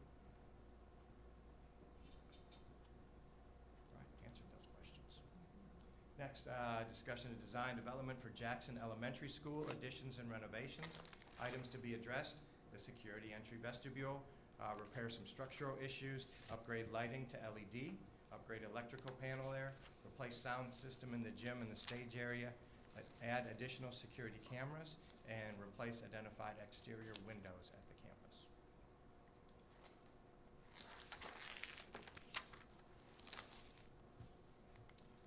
Discussion of building technology systems for Maxine Phelan Elementary School. What we'll be asking the board to do is approve a purchase for our long lead technology hardware items. Rocket IT is our consulting company, and this project is awarded under a vendor agreement. Typically, proposals for technology network equipment are presented to the board for approval about 6 months before their substantial completion date. But due to the current environment of material shortages and supply chain issues, we're going to be bringing that to you earlier for approval to make those purchases. The equipment includes switches, uninterrupted power sources, and wireless access points. And every project budget for a new school has a technology budget to cover the equipment costs. This is typically outside of the construction contract cost, and that's why we bring it back to the board.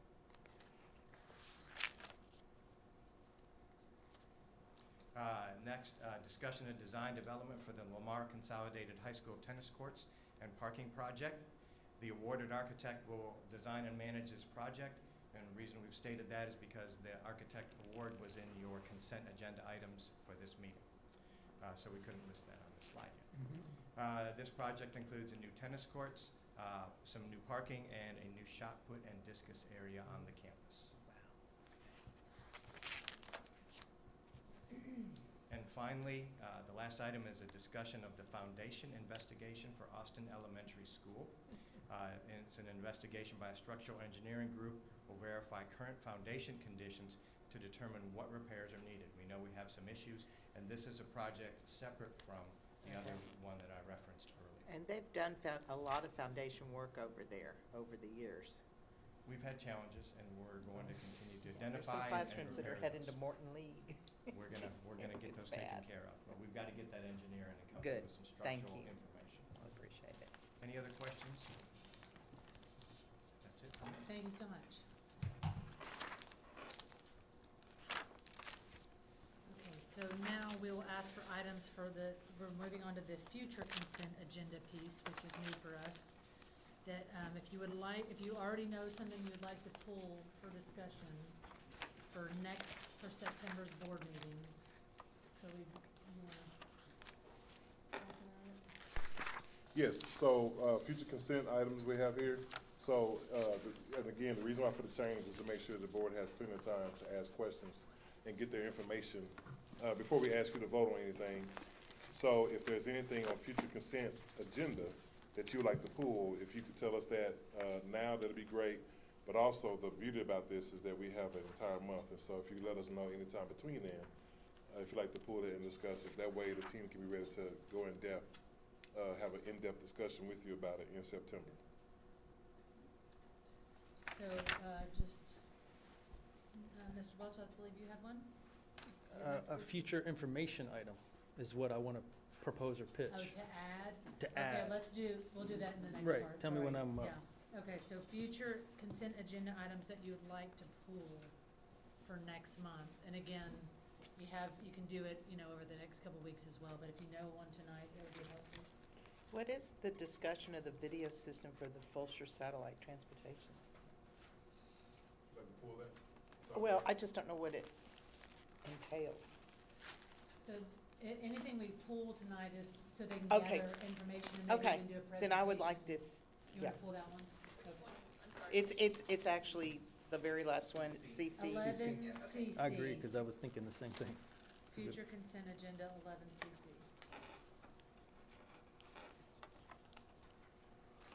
Any other items to be pulled at this time? Can you also pull, is it W about the police station? The topographic surveying? I don't necessarily have questions about the topographic surveying, but I'd just like to hear more about the police station and plans for that. Okay, so not really pulling that, but adding that as the information piece about the police station? Sure. It's gonna take us a while to figure this out. It's about the dirt. But Okay. you really wanna hear about the building itself, and like where to be, where to. Yes. Yeah. Okay, So we'll- we don't need to so pull it then. We'll go, okay. We'll just We'll just do add an what- information item. Information about the police station. Okay, so anything else to be pulled at this time? It's very self-explanatory. Pull J, J, yeah, get some information on what the thoughts are and what we're gonna need to do with Bowie and Beasley. okay. Pulling J. Pulling 11J. Yes, that's a good one. It's a good one. Any others?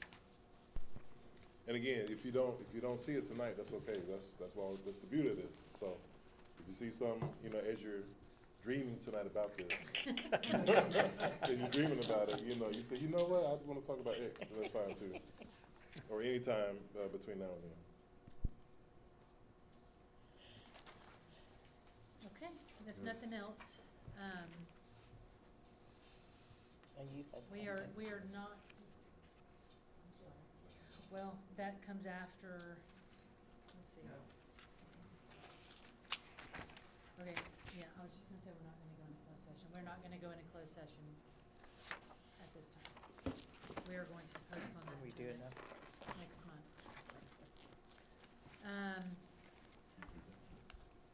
Future agenda items, so any future agenda items or information items, Mr. Welch? Yes, ma'am. Information item, HB 547, HB 547, which is a bill passed by the legislature in the regular session, which allows for homeschool participation for UIL activities. As I understand the bill, a parent contacted me about this, that's why I'm bringing it up. As I understand it, local school districts have to opt into this program. So what I am interested in as an information item, how does the administration envision this happening? What kind of rules would be in place? Do we have autonomy in some of those areas, or is that gonna come down the pike from the UIL? Well, I can answer that now. The deadline to opt in was August 1st. Okay, so we did not opt in. so this could be for even next year. Yes, sir. So that's my request. Okay. It's like, what would this look like in LCISD in the future? Okay. Could I piggyback that with pros and cons? Yes, absolutely. The pros and cons, it's information that the administration would gather and give to us.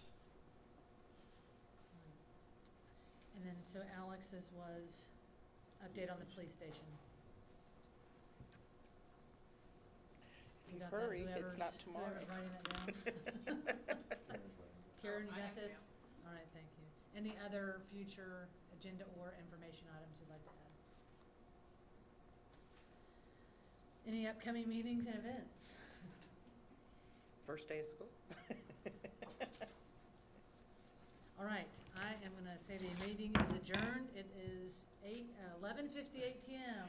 All right, We didn't turn into pumpkins. that's right. Thank y'all.